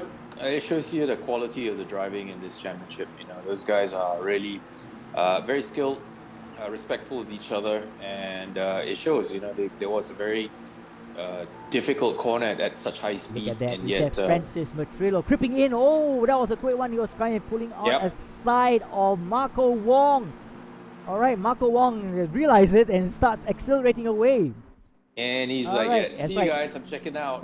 See ya. Yeah, yes, Francis Matrillo with Avila Bahar behind him. Yep. Okay. Who is Francis trying to track down? He's going Francis is tracking down Marco Wong of Revolt Pui Pui Racing. Yeah. Marco quietly got up to 4th. Exactly, look at that. Enzo too has gone up to 8th position behind, in front of Aldo Balagulan. So here you have Avila Bahar of GMX Phantom, currently behind Francis Matrillo of the Veloce Ragazzo. And we've seen lots of action earlier on in the straight. They're trying to overtake each other in the straight. This is quite exciting right now. It's 24 minutes past, 24 minutes remaining in race 2. If you just joined us, welcome to the Asian Endurance Series Season 4. Lots of action happening. We have Dylan Tan and Moreno Pratama currently in first and second position, followed by Andika Maulana of LOR and Marco Wong, Francis Matrillo, Avila Bahar, and Aldo Balagulan, Jay Wong, Enzo Ng, Skylight, Russell Reyes, and Fadli Rahmat. Avila Maulana has just basically set the fastest time. Woo, look at that. Yeah. Legions of race, and he's alone. His partner is currently in 12th position. His partner, most unfortunately, was involved in that little accident like that. The start spin. So, so I guess he's trying his very best to get as much points as possible. Yep. Well, they've got to salvage something, but you know, it's still early days of the race. We've still got 21 minutes to go, so let's see what happens. Exactly. You have Avila Bahar chasing Francis Matrillo, who's eyeing Marco Wong, who went a bit wide, but then not much issue there, right? They're just going to close the gap. Yeah, no, that's fine. As long as they basically, you know, have more than 2 wheels on the black stuff, they'll be fine. Looking at the map right now, you know that Dylan Tan and Moreno Pratama is really close right now. The closest competitor is Andika Maulana in 3rd and Marco Wong in 4th. And here we see Francis Matrillo, being chased by Avila Bahar of GMX Phantom. Right. GMX Phantom. Okay. Yep. Russell Reyes, is currently in 10th. Oh, somebody's just pitted. Oh. Is that? Yes, that's his partner Avila Bahar. Avila GMX Bahar has gone yes. in. Yep. So their strategy is to pit early. Currently on our screen right now is Francis Matrillo of Veloce Ragazzo. And here we have our current first and second position, Dylan Tan and Moreno Pratama. These guys are really doing it right, I must say. Look at that. They're really racing. They're so close. They're equally as quick as each other. You know, you look at it, they're just mirroring each other. Type between both of them. Correct. And of course, from the legions of racers, Andika Maulana currently in 3rd position, giving chase to the first 2. Too bad his partner was involved in a little drama and made accident, but currently he's in 11th position. Skylight has gone to 12th. Indeed, Skylight's yep. Skylight's not performing too well this time round, huh? You would expect at his level of skill sets to be a bit higher. Maybe he had some issues, I think, at the start as well. Yes. But look at these two. These two, I won't say it's a stroll in the park though. No, man, just a quick check. Avila Bahar of GMX Phantom is serving a stop and go, 30 seconds. Again. Enzo Ern currently in 7th position. So there are a lot of changes right now, but not the first, second, and first place. Dylan and Marino Pratama in second. These two, I wouldn't say runaway winners right now. It's a bit too early, but you can really see Andika Consistency. Maulana, exactly. He's determined to chase. Look at that. He's on the back on the horizon. I can see They are chasing. both pushing each other, Dylan and Marino. Dylan and Marino are just really pushing each other hard. But they're not trying to race each other. See, that's the big difference. They're pushing each other. He says, keep the pace up, Dylan, keep the pace up. But I'm not going to race you. I'm not going to do anything silly by outbraking you or anything. Not yet. I think they're pacing themselves to build up that buffer.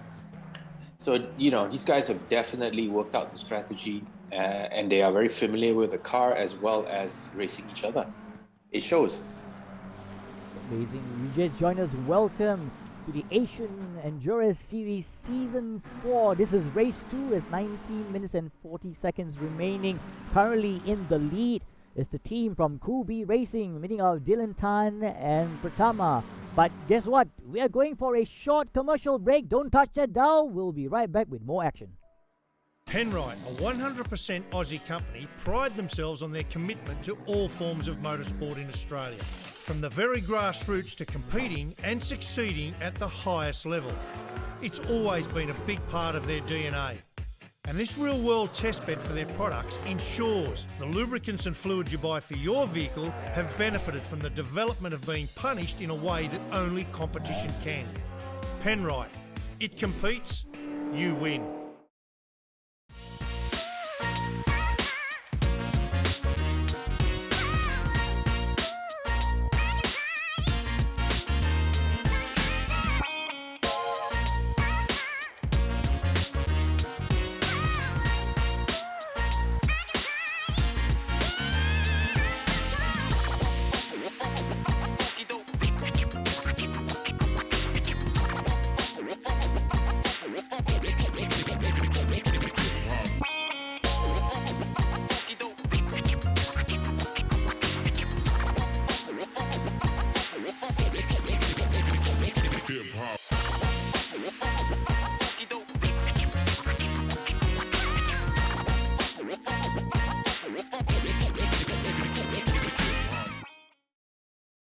Hi, you're watching the Asian Endurance Series Season 4, Race 2, 17 minutes and 56 seconds left.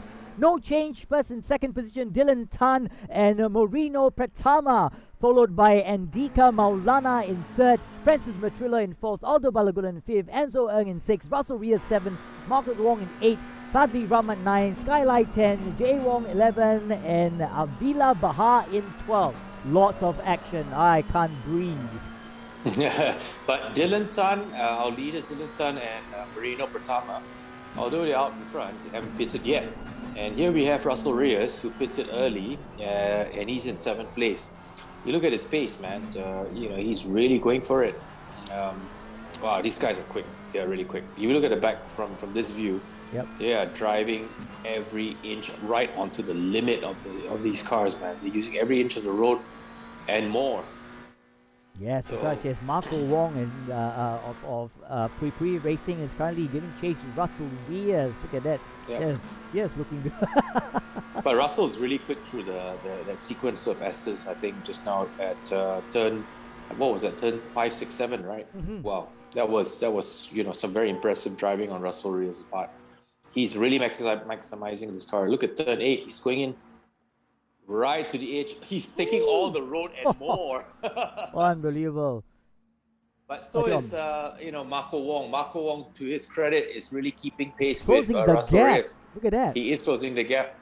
Through the faster corners, I think Marco is a little bit quicker than Russell. Yep. They've all the guys here in the top 5 are equally matched. But I think that little bit extra, Dylan Tan and Marino Pratama, they just have that slightly more consistent edge to the rest of the field. And it's showing by their very commanding lead in the front. Oh, here we go. Marco Wong has just got to pit in. And we Yeah. have Russell Reyes right now for them. Dylan Tan and Marina Pratama first and second. Currently, we look at the chart right now. Closely being followed by Andika Maulana. We know Andika Maulana is really, really going all out just to try and break them. But the pace of Dylan Tan and Moreno is amazing. Yeah, it is. Yeah, I mean, yeah, their pace is scorching. It's really scorching. Not just it's not about the sheer speed. They're not, I think, much faster. In fact, they're not the fastest lap because Maulana has already gone faster than both Dylan and Marino. But Marino and Dylan are consistently quick. Yeah. And they basically don't let up. They don't seem to be making any mistakes at all. They're just driving such consistent laps, and that's why they're pulling away from the rest of the Check crowd. out Now, Francis Matrillo of Veloce Ragazzo. He's currently in fourth position and really chasing Andika Maulana. Yep. Yep. And if just to check for Francis, his teammate Aldo Balagulan is currently in fifth position. So you're talking about Team Veloce Ragazzo in fourth and fifth respectively. Nice. And nice. then again, it's amazing. Andika Maulana happens to be that little wedge in between the teams. But just a quick check of his partner, his Radley Rahmat is currently in 8th position. So hopefully he can close the gap as well. Enzo Ng currently is in 6th position. Russell Reyes in 7th. And this Yep. is side of Francis Matrillo right now, giving chase to Andika Maulana. And his teammates behind him too. So, Yep. wow, lots happening here. Oh. No, I mean, look, these guys are showing their consistency, which is great to watch. But okay, I mean, I'll be frank with you. I think that this circuit is not bunching up because the long straights, right? And then it's relatively fast. It's got the technical bits, and then they go out there. What is happening is you notice that the racing is getting very spread out. It's not as close as it could be. So in a sense, Paul Ricard, it's just the nature of how the circuit, it just spreads out the cars. Yeah. So the racing is not as close. And if you look at the guys in the front, Dylan and Marino, their consistency is literally let them disappear from the rest of the field. Yes, it's very, very, very obvious. You can see now you have here a side of Jay Wong. Jay Wong from Team Protege. He's a member.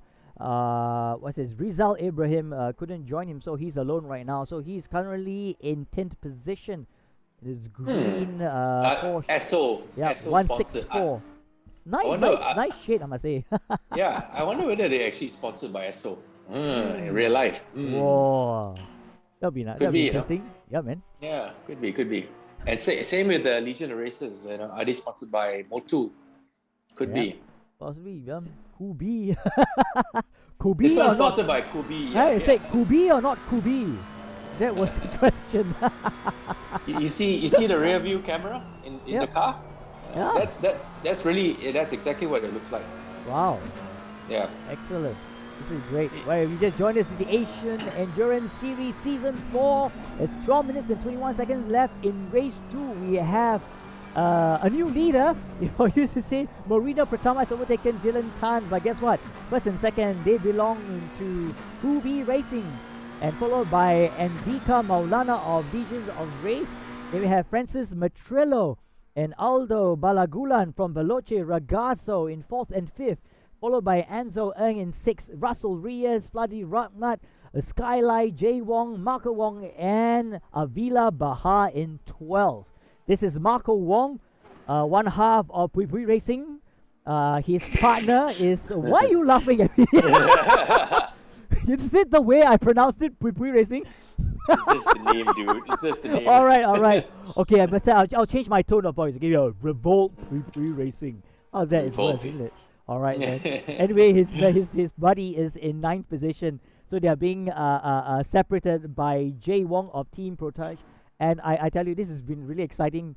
Lots of happening. Not much drama at the top though. I think the only drama they're giving is between Dylan and Moreno. They're just taking turns to take the lead, right? Yeah, it definitely looks like it. They're not racing each other per se. You know, they just say, okay, you go lah. Hey, you go draft. first, My tires are a bit worn out. You go jump in front of me. You draft first, now. Hey, what we having for lunch? Dinner? What the? Well, let's see what happens. Whether the friendly team strategy plays out the last few laps. You know. Yeah. I think the gloves will come off in the last 2 laps between Dylan and Moreno. This is Avila Bahar of GMX Phantom, one half of the GMX Phantom team. His buddy Russell Reyes is currently in 7th position. So I think he's playing his cards slowly. And this is Enzo Ng. Enzo is AB3 Racing. Currently he's the same thing as Jay Wong alone because his partner is not with him. Because he's not feeling well. But he's doing the best he can. He started off pretty well though, I must say, but I think now it's currently in the middle. We still got 10 minutes to go. But has he pitted yet? If he's already pitted, then he looks in a very good position to be in the top 3 then. Just don't know whether he's pitted yet. Give him a call. No, just joking. No, you should ask the race gods. If they pit already, isn't there a color? You haven't pit. Then better pit now, no? It's mandatory. Yeah. No. I think the results should actually show, right? If you pitted, there should be some sort of color on the result or the position boards. Yeah, I can see it. Now we are looking at Dylan Tan. Oh, here we go. Yep. And guess what? Okay. Dylan Tan's alone. I think his partner has pitted. So the strategy coming in today. So now you got Francis Matrillo and Aldo Balagulan, Enzo Ng and Russell Reyes. Alright, and Andika Maulana in 6th. Oh, look at this. Is Andika Maulana holding it in position, but someone is chasing him from the belakang, from the back. From the belakang. Oh, look at that. Oh, what cucuk his belakang already. Yeah, man, his belakang kena overtaken. Kena cucuk already. Hey, look at that. He said, no, he's going to get lost. But Andika says, I want to cucuk him back again. It's inside Andika Rama Maulana of Regional Races. Alright, he's pissed right now, I must say. He say, hey, why you potong jalan? Oh, you wait. Yes, you wait. Because I can draft you, that's why. So he got the draft on the Mistral Straight, Yep. But, Andika, I'm sure, will basically do the same, return the favor, basically. That's the thing. Because they're close enough. Yep. We have Enzo Ng and Russell Reyes and Andika Maulana. We have on the screen right now Andika Maulana, Regional Races in the purple car.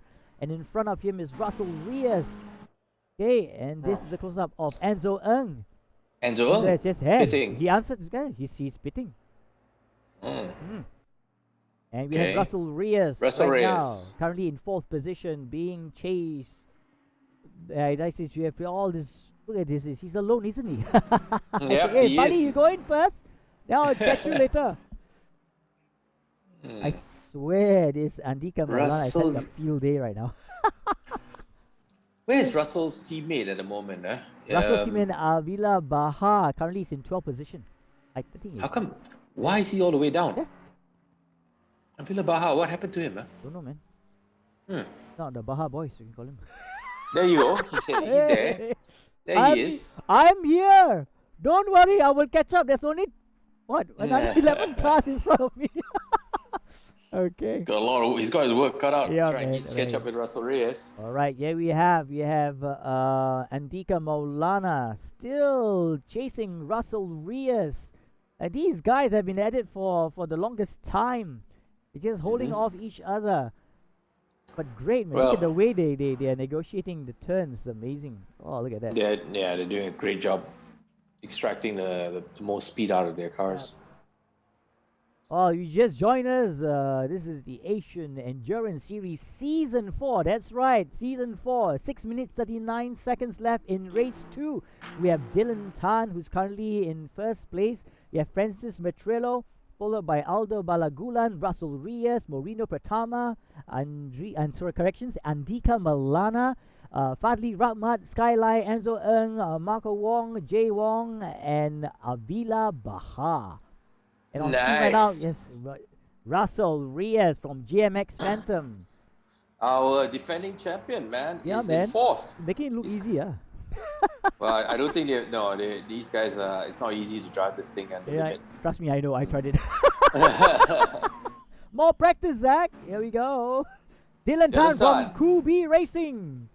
Down to our leader for the longest time is now down to third. Yep. Is it because of maybe this pit stop? Yes, pit yes, stop, I early suppose pit the stop pit, didn't work but out. they're not far away, as you can see.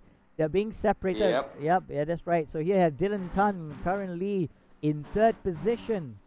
Okay, he's close. And here we have Dylan Tan being chased by Russell Reyes in fourth position.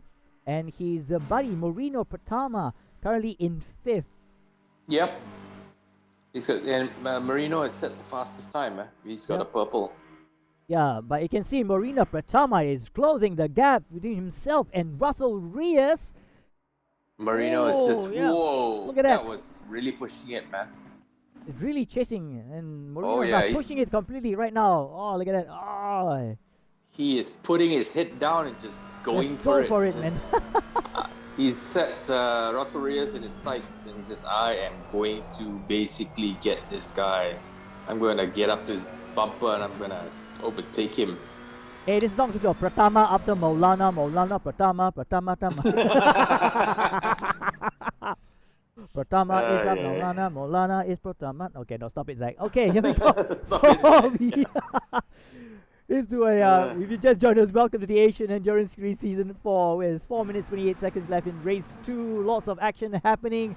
Right now we are looking at Marino Pratama, one half of the Kubi Racing. They've been doing exceptionally well for race 1 and all the way from race 2. And he's being chased by Andika Maulana of the Legions of Racers. And these Yep. two has been at it, hammer and tongs. Yep. So it's 5th and 6th, man. Woohoo! They're fighting for that. Ooh. Ooh, that was close.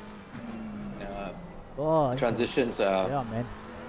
Oh, Francis Amon. Look at that. Someone's taken over. Andika Maulana is ahead of Francis Matrillo. And Marino Francis Pratama is Matrillo third. is- Yep.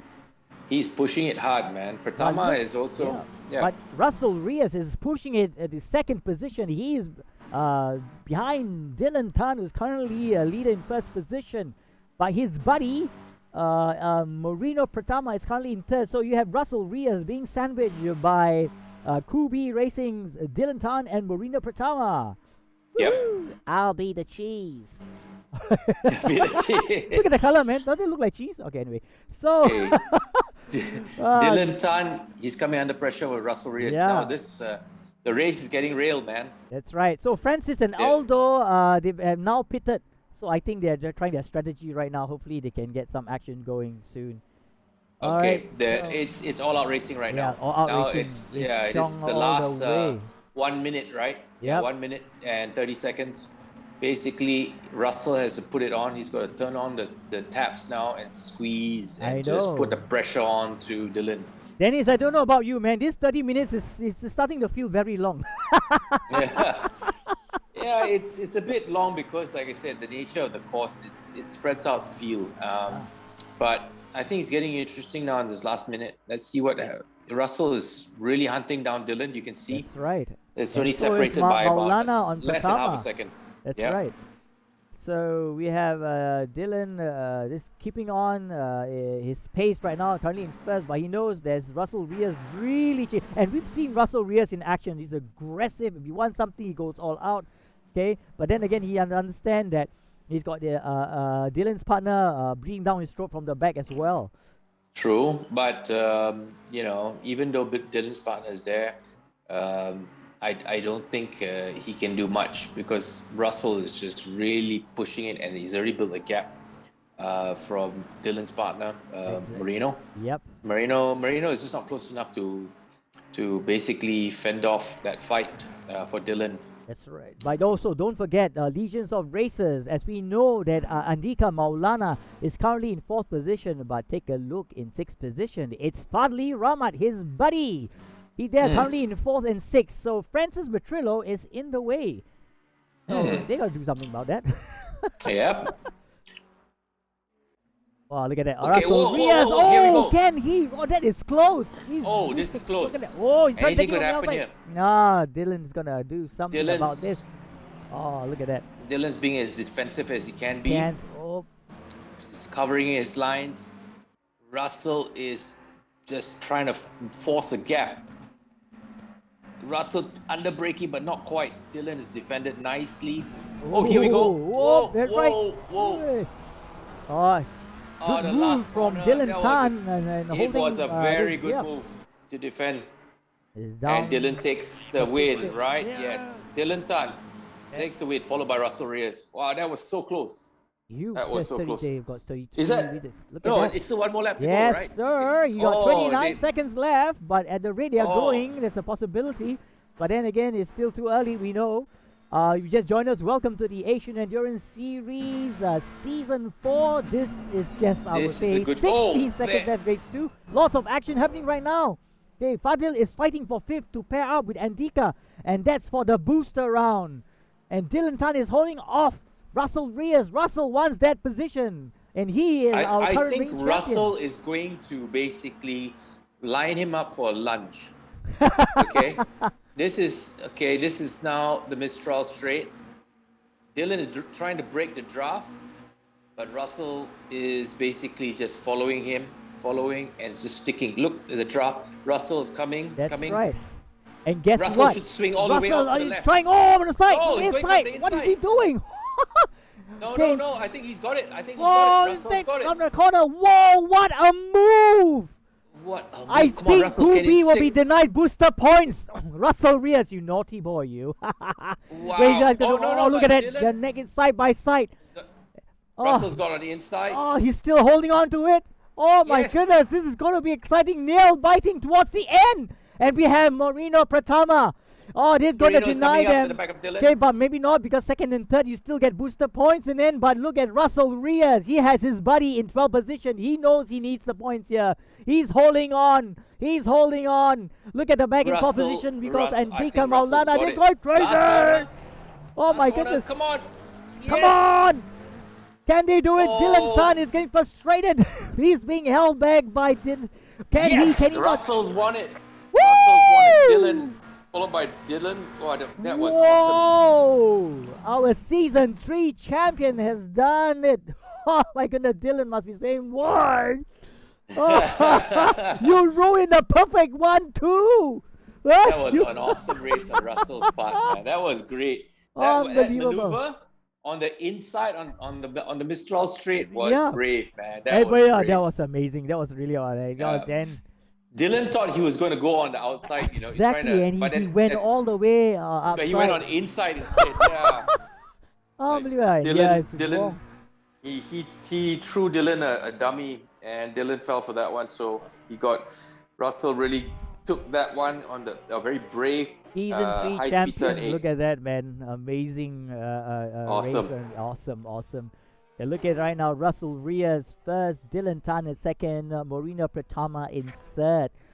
We got Andika Maulana in fourth, Francis Matrillo in fifth, Fadli Rahma in sixth, Aldo Balagulan currently in seventh position, Skyline 8, Marco Wong in 9, Jay Wong 10, Enzo Ng 11, and we have our poor friend there.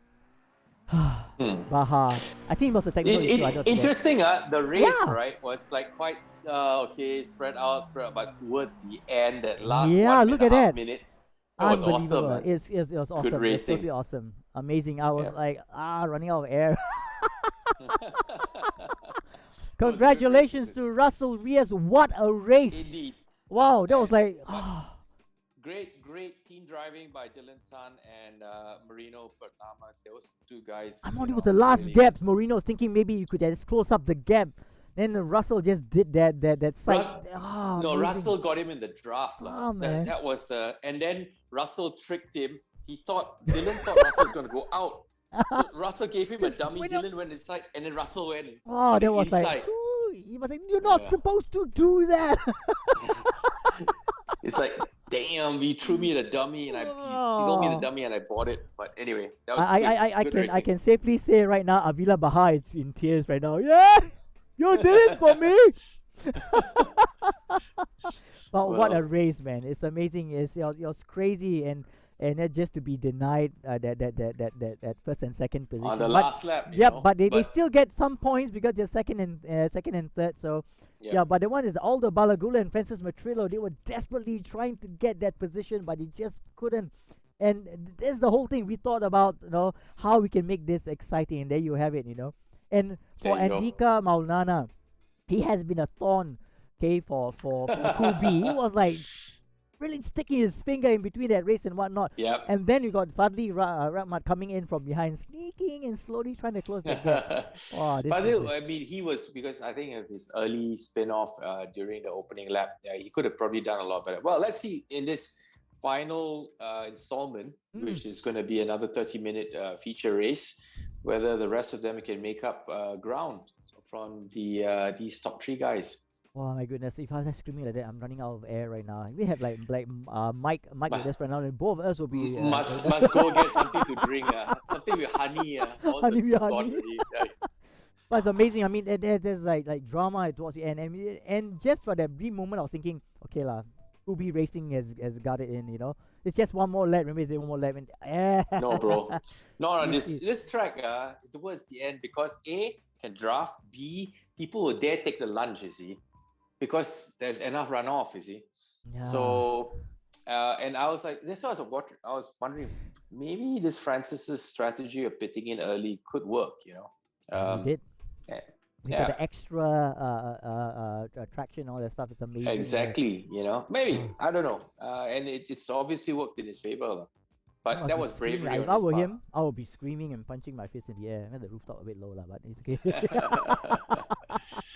Good drive, though. Hey, that's an awesome there drive. You have our season 3 champion showing you that it's not over. He's not champion. No, he's not champion by fluke. He's champion. Yes. Obviously, it is a very well deserving champion. Well, if you look at the interview I had with him, he is very guy. Say, there's an element in luck, but we've seen him progress since season 1 all the way up. And even Mike was singing his praises, saying, this guy is going places. He's growing, he's maturing.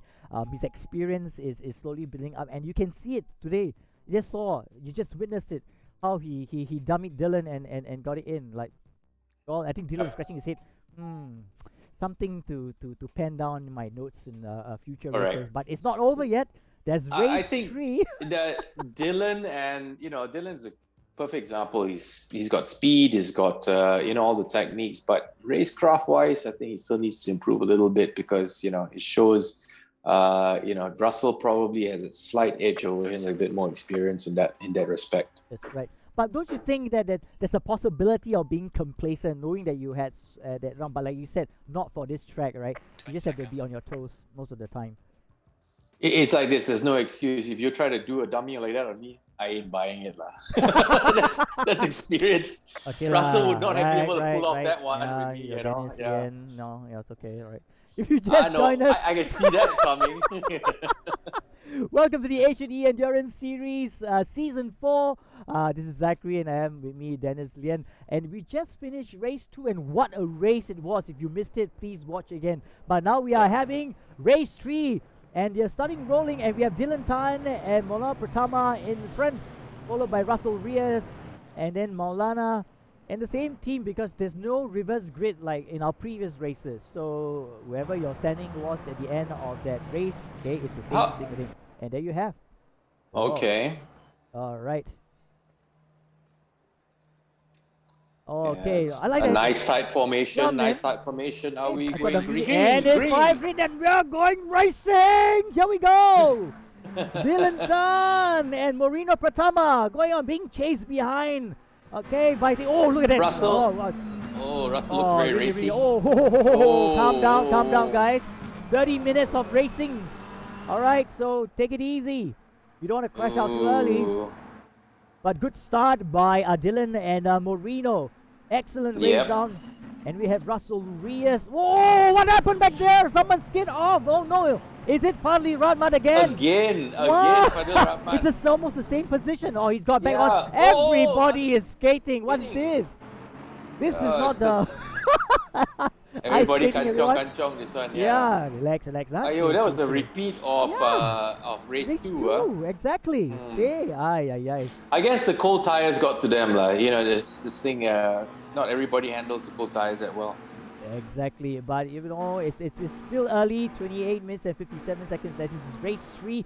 Currently, we have in front is Dylan Tan and Moreno Pratama 1-2, followed by guess who? Andika Malana again. And then Russell Are you Reyes. sure we're not replaying race 2 again? Yeah, this looks like a replay Yeah, of race 2, man. How come so fast? I It's don't exactly know, the man. same. Yaha. And we have Russell Reyes, the winner of race 2. Really breathing down the throat, Andika Maulana. It's like an instant replay from race 2, but he's definitely going for it, and we know he's got the speed and the experience. So, but it's still early. You're not going to see any credit at the moment, because you know there's like 28 minutes and 18 seconds left in this race. Unbelievable. Ooh. Look at that. This is a nice Russell. shot from here. Yep. Russell's keeping it clean. Nice. Oh, using all the road on the exit. Yeah, man, look at that. Now it's like a group. Oh, look at it. There's 4 This in is front. like the top 4. Yep, free train. top 4 in front. They've already opened up a gap between the last car. That's Russell The Reyes. 5th place, yeah. Yep, and in 5th position is Marco Wong of Pui Pui Racing. Oh, Russell that was a good exit on Russell's part. He almost caught up Andika's bumper, man. Ooh. That's right. It's Russell Reyes currently is holding on. Right, is really giving kick. They're closing I the think gap right now. Andika is holding up Russell Reyes. You can tell. Russell is definitely quicker than Andika, but Andika is a bit slower on his turn-ins. You know, the Russell just has to deal with it at the moment. They're not. You can tell they're not trying to race each other per se. They're just trying to basically keep pace and stay in each other's draft. Nobody's going desperate, balls out racing at the moment. They're just basically trying to build a gap. Okay, just heard that Andika Maulana has a drive-through. How come? Oh yeah, he's got a drive-through. Yep. The GT is there. Yes, we have it there. So right now, What was his naughtiness that he did? enough to give him a drive-through? I didn't even see that the drive-through is naughty bit. I was so focused in the front floor. Okay, maybe it's the nut. I don't know.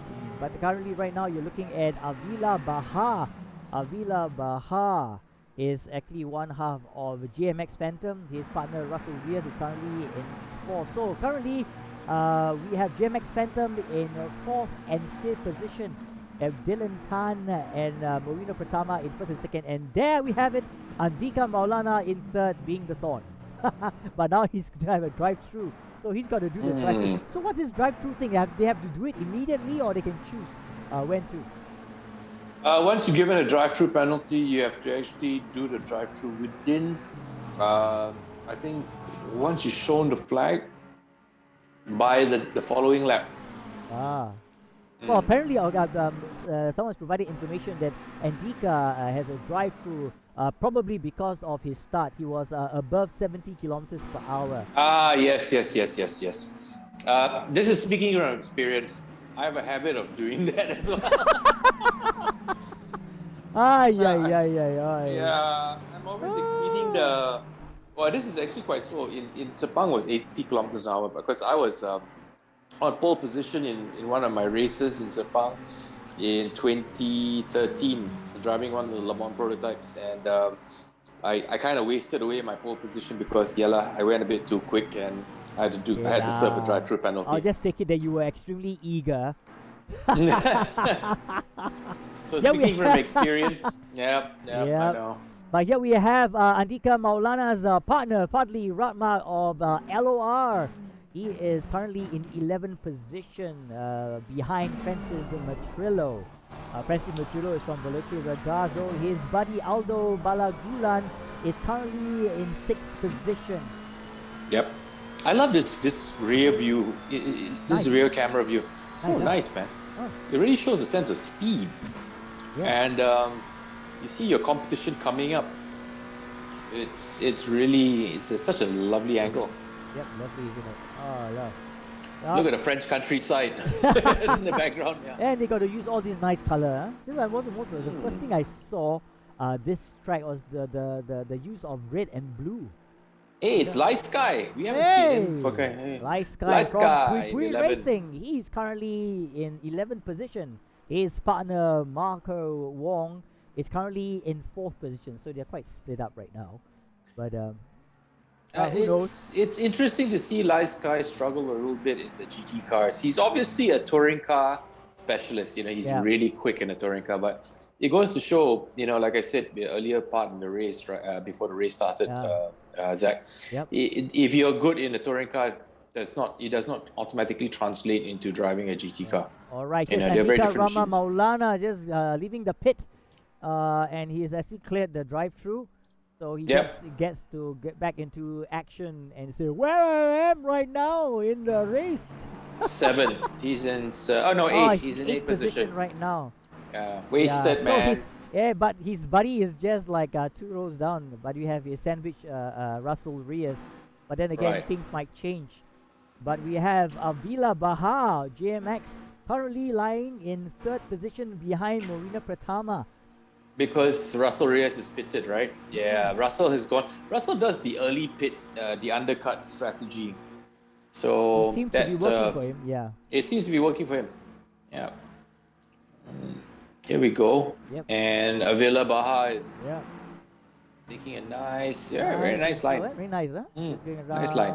Just make sure that it doesn't irritate Marco Wong, who's behind him. It's more like Marco Wong doesn't irritate him. Let's tango, Marco. Marco is like, I'm gonna catch you. Just you wait, somebody's gonna get hurt. Fadil Rahmat. Yes, Fadil Rahmat. He is one half of LOR. Andika Maulana's partner. Maulana is currently lying in 8th position. He is Fadli's in 10. So, like I said earlier on, both of them, LOR is sandwiching Russell Reyes, who is currently in 9th position. Has he left yet? I think hopefully. Right?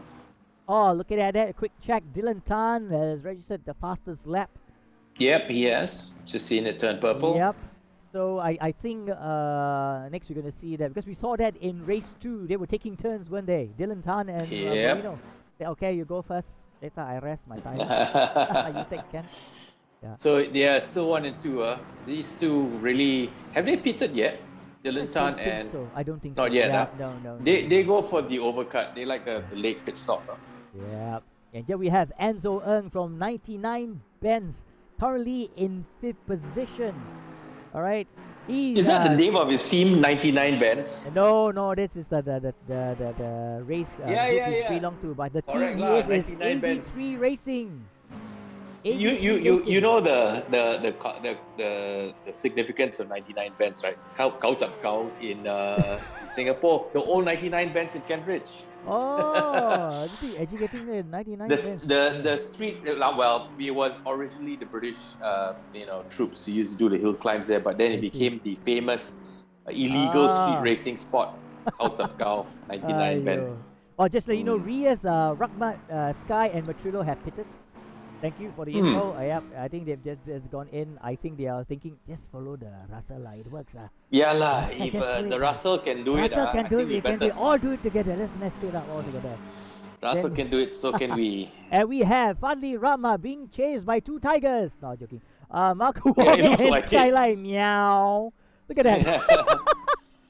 Purple Rain being chased by the Meow Meow cars. They like the bulls chase red, right? This one, the tigers chase purple, okay?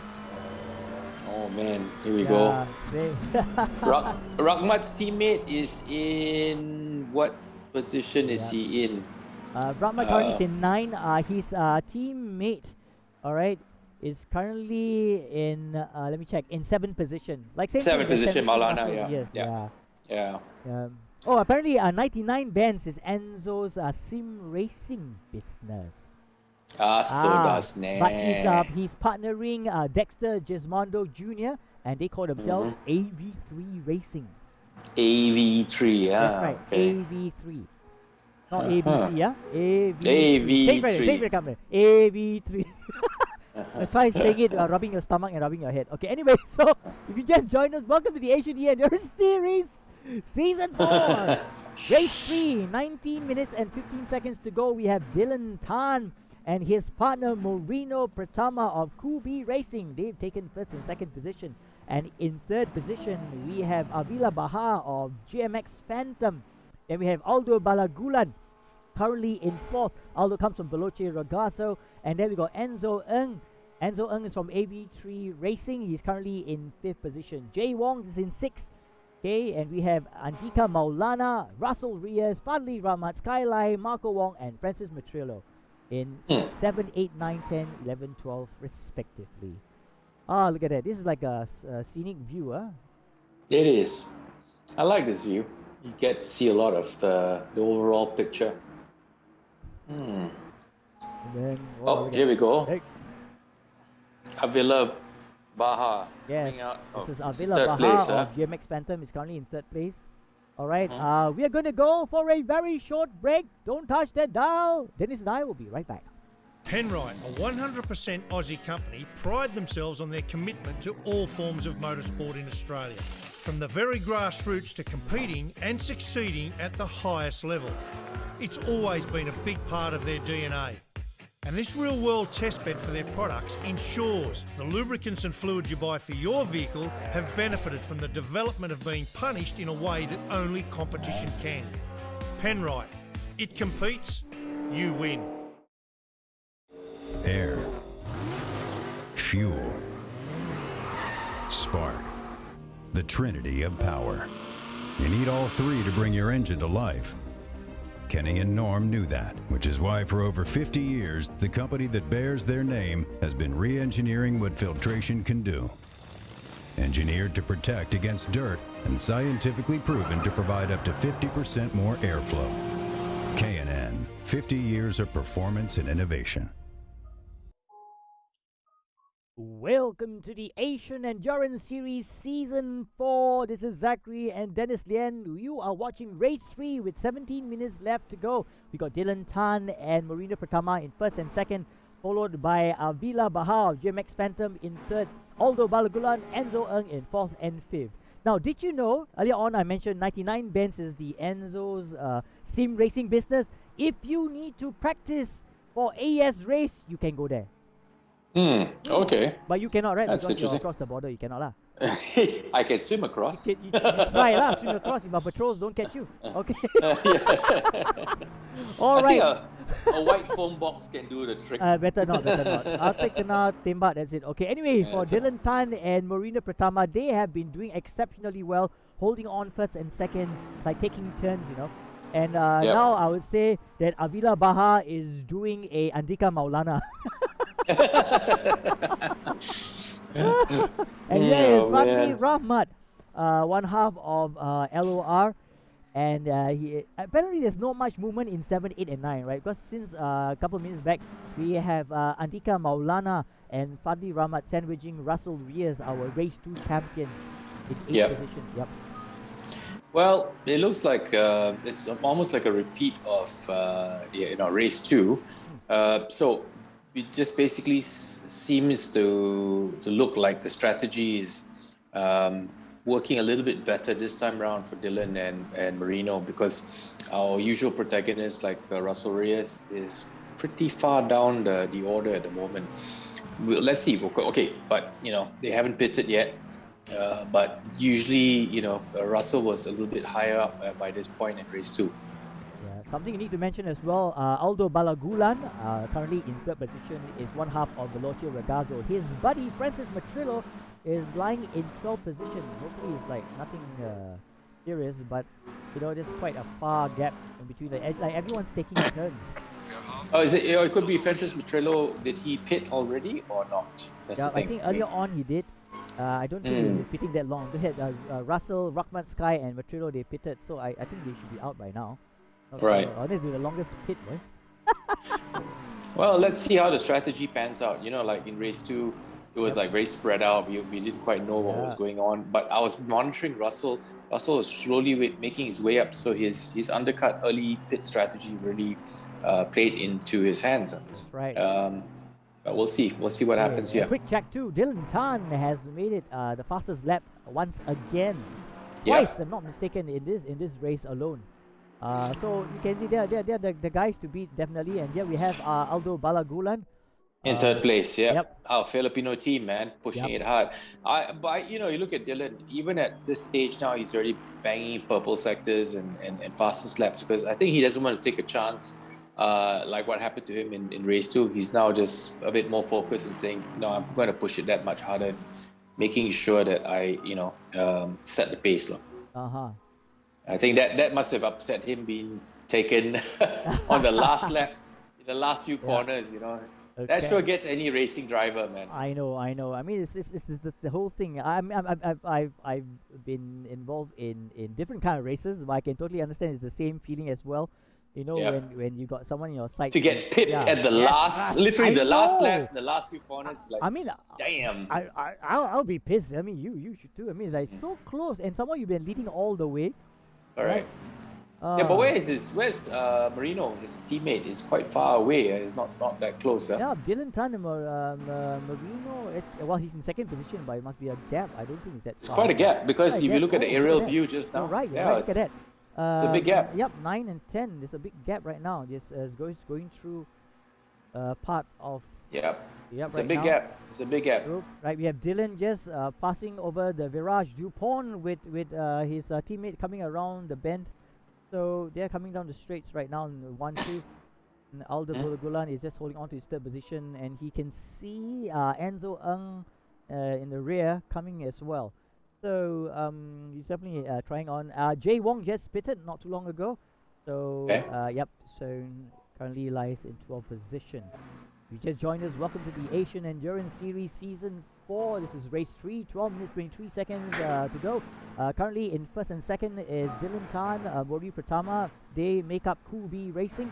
And then we have Aldo Balagulan, Enzo Ng, Enrica Maulana, Russell Reyes, Avila Bahar, Fadli Rahmat, Skyline, Marco Wong, Francis Matrillo, and Jay Wong in 7, 8, 9, 10, 11, 12 respectively. The poor Porsche all the way down last position. That one is fitting. Yeah, but he's struggling. You can tell. So the highest he got was about mid-pack 20, right? Even during the race. So yeah. I think the Porsche is it's a very emotional choice. I would personally want to choose the Porsche as well, because of the sound and weight. It's just different to drive the 911. Yep. But the car to beat obviously is the McLaren. You look at everybody that's in the front. I know. But you look right now, right, in 7 and 8 position, you got Andika Maulana and Fadli Rahmat. They're actually Legion racers, but no booster point. But now Fadli has overtaken Skyline. And Maulana has gone down. Is he pitting? I hope he's pitting. Could be. Yeah. I think he was pitting. He was definitely pitting. His buddy right now is currently in 6th position. He's eyeing Avila Bahar, who's currently in 5th position. No change at the top. You still have Dylan Tan in 1st and Marina Pratama in 2nd and Aldo Balagulan in 3rd.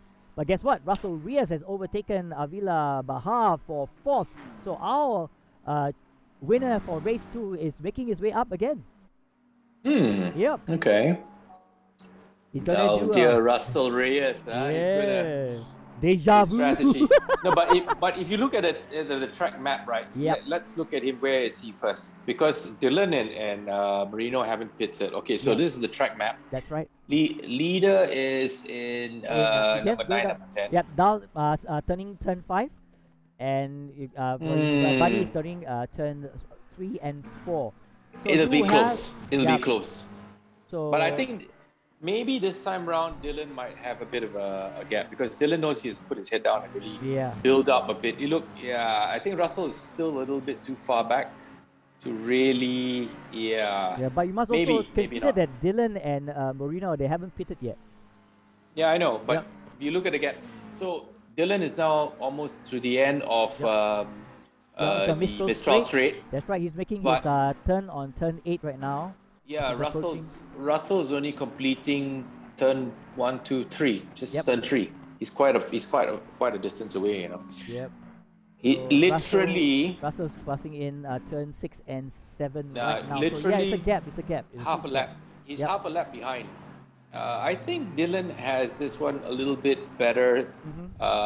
He's built up a big enough buffer to give him a better chance of winning this race. But let's see what pans out.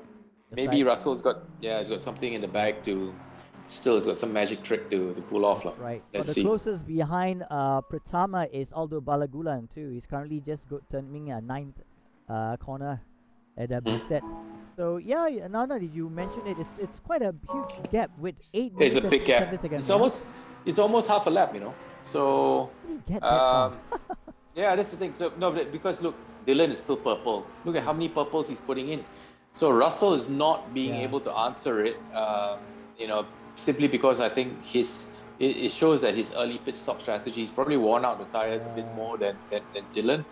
And I don't know. But I don't think right now, out of the entire field, okay, there's only Dylan, Moreno, and Aldo who hasn't pitted yet. So Russell might have a chance.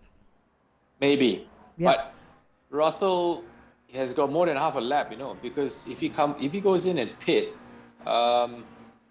you know,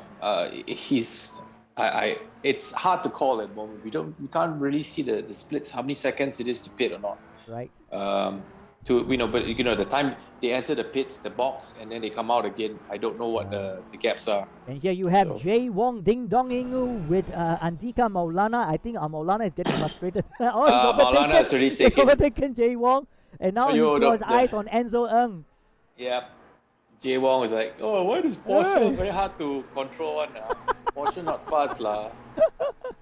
Porsche not easy to drive, but we knew about it in season 3, round 2. Well, mystery round, but don't speak too soon.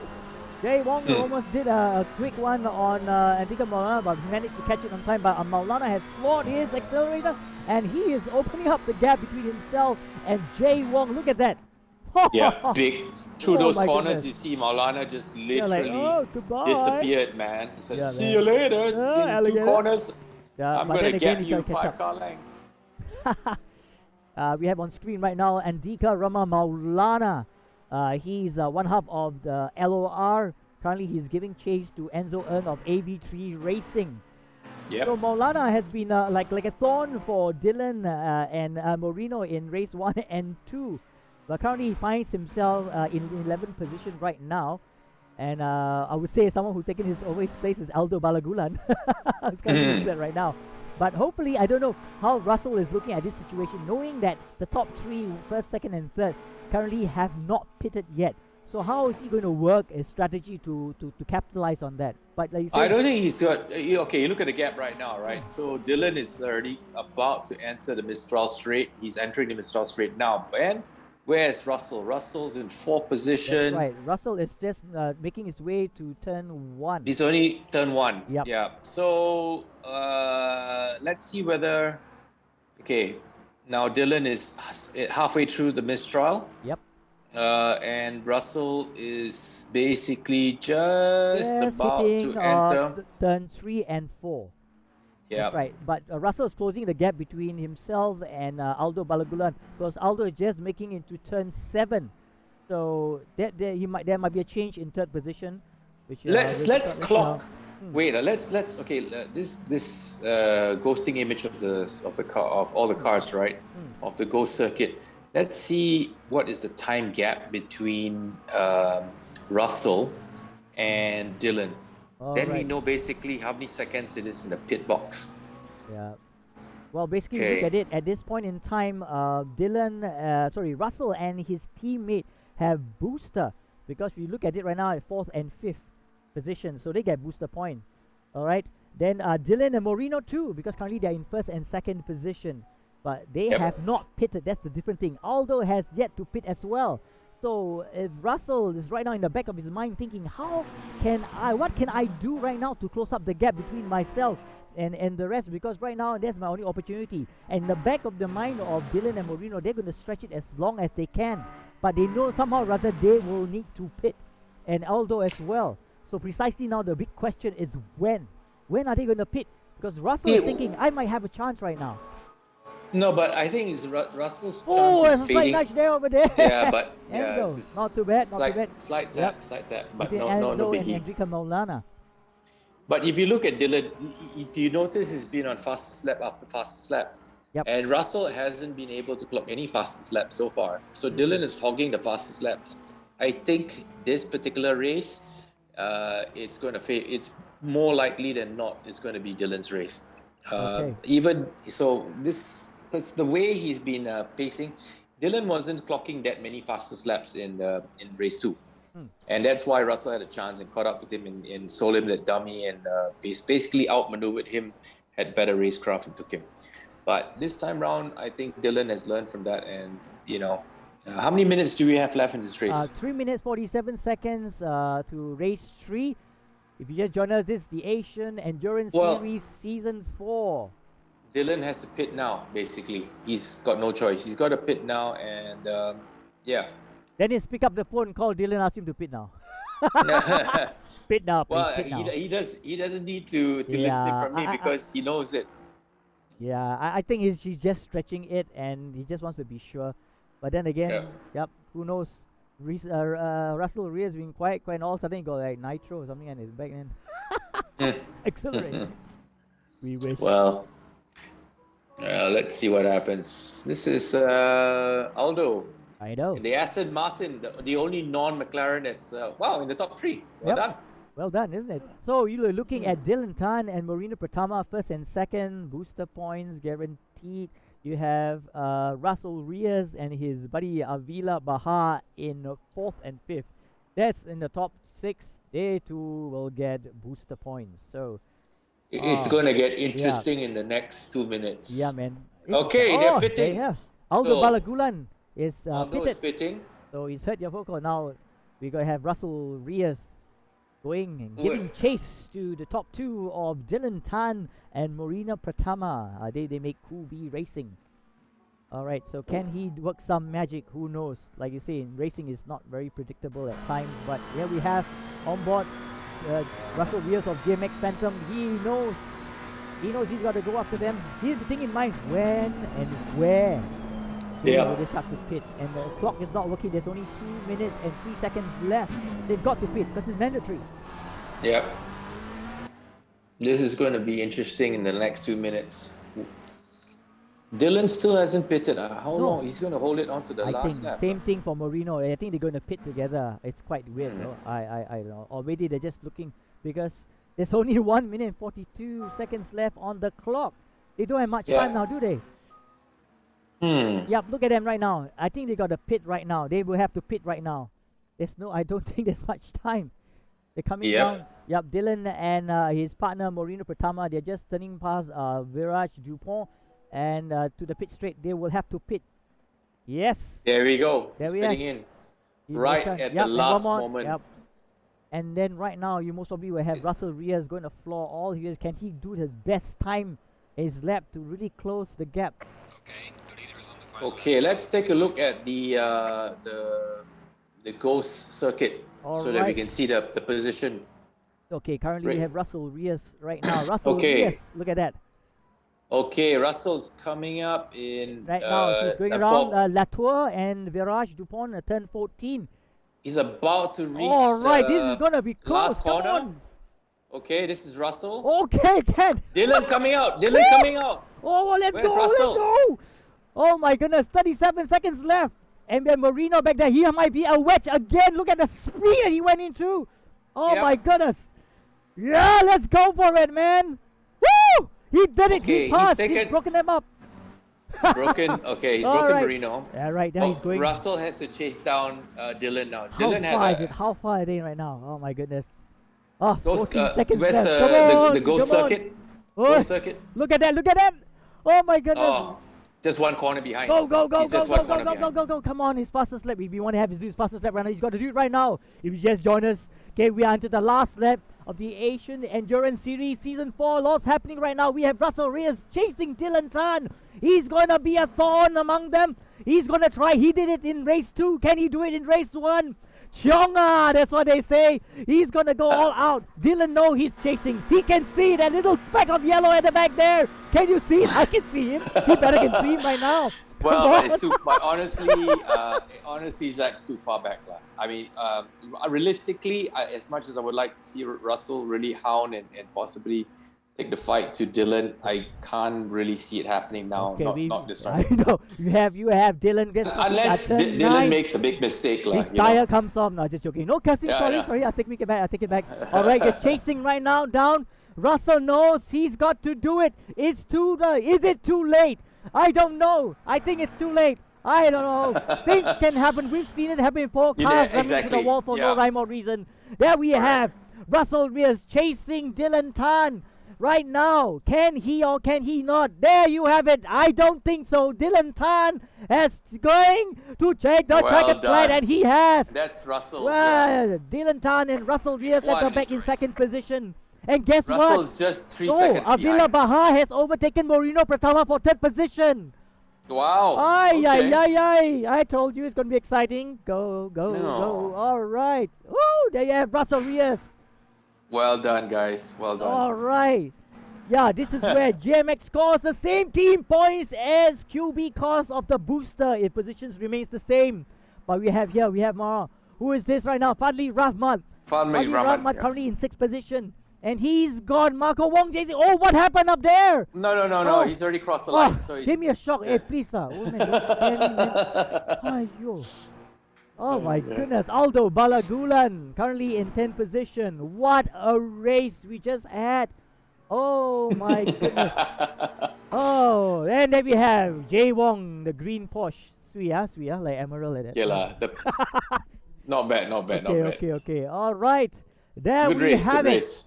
Unbelievable, man. Unbelievable. I think Zach, you got no voice left already. I don't know, man. I'll have to take some cooling tea later, no? But it was worth it. Dylan Tan, 31 minutes, 14.053 in first position. Russell Reyes in second, and you have Avila Baha. And guess what? Russell Reyes and Avila Baha, they are JMX, so they are second and third. Booster points. Yeah, booster point. It is separate between Dylan Tan and Moreno Pratama. They have the same points as well. My goodness. And Skylight from nowhere, he came in fifth. As well. Yeah, man. Yeah. Good comeback for Skylight's part. Well, what a race, man. What a race. Man. Awesome. That was quite a race. Hey, get me a drink. No, give me a drink. All right, man. Wow, crazy, man. I definitely need a drink. Focus. Well, we promised you an exciting round one, and there we have it. Amazing, from race 2 right to race 3. You look at it like, we were like thinking in the back of my mind, I was thinking, maybe, the top 2, same guys again. But like you said, okay, I don't know whether it was a mistake. Should Dylan and Moreno have pitted much earlier on, together? Well, okay, it worked out for Dylan. I think it's not so much the if Dylan wanted to take the overcut strategy of pitting late, right? If you're out there, you obviously have to set fast enough laps to basically build up a buffer. In race 2, Dylan didn't build up that buffer. I was monitoring. He was not clocking many fastest laps. Whereas in race 3, you could see him purple, almost every lap. He was dominating fastest laps. Yep. He knew you had to build that buffer, or else you'd be, you'd fall prey to Russell again. So it depends on if you have a strategy, you got to basically stick with it, and you just have to know how to work that strategy. So well done to both of them. Yep, excellent, man. Well, we come to the end of round 1. But do remember to join us for round 2 of the Asian Endurance Series Season 4. Registration commences on the 1st of April. But there is a slight twist. Oh, this is my favorite. We can't tell you where we'll be racing because it's the Mystery Challenge number 1. So you can scratch your head right now, all stressed now. Macau! No, just joking. So keep your eyes peeled for clues if there's any. But before we sign off, we would like to thank all our sponsors. Penrite, The Brake Shop, KNN, Motivation Accessories, and Motorsport Singapore for sanctioning our races. Well, we come to the end of the show. In the meantime, for all our participants, just keep practicing, and we'll see you on the 10th of April for round 2 of our first mystery challenge of the Asian Endurance Series Season 4. So, like you say, it's myself and Dennis. See you at the racetrack. Stay safe and healthy. Ciao. Stay safe, guys. Ciao, man.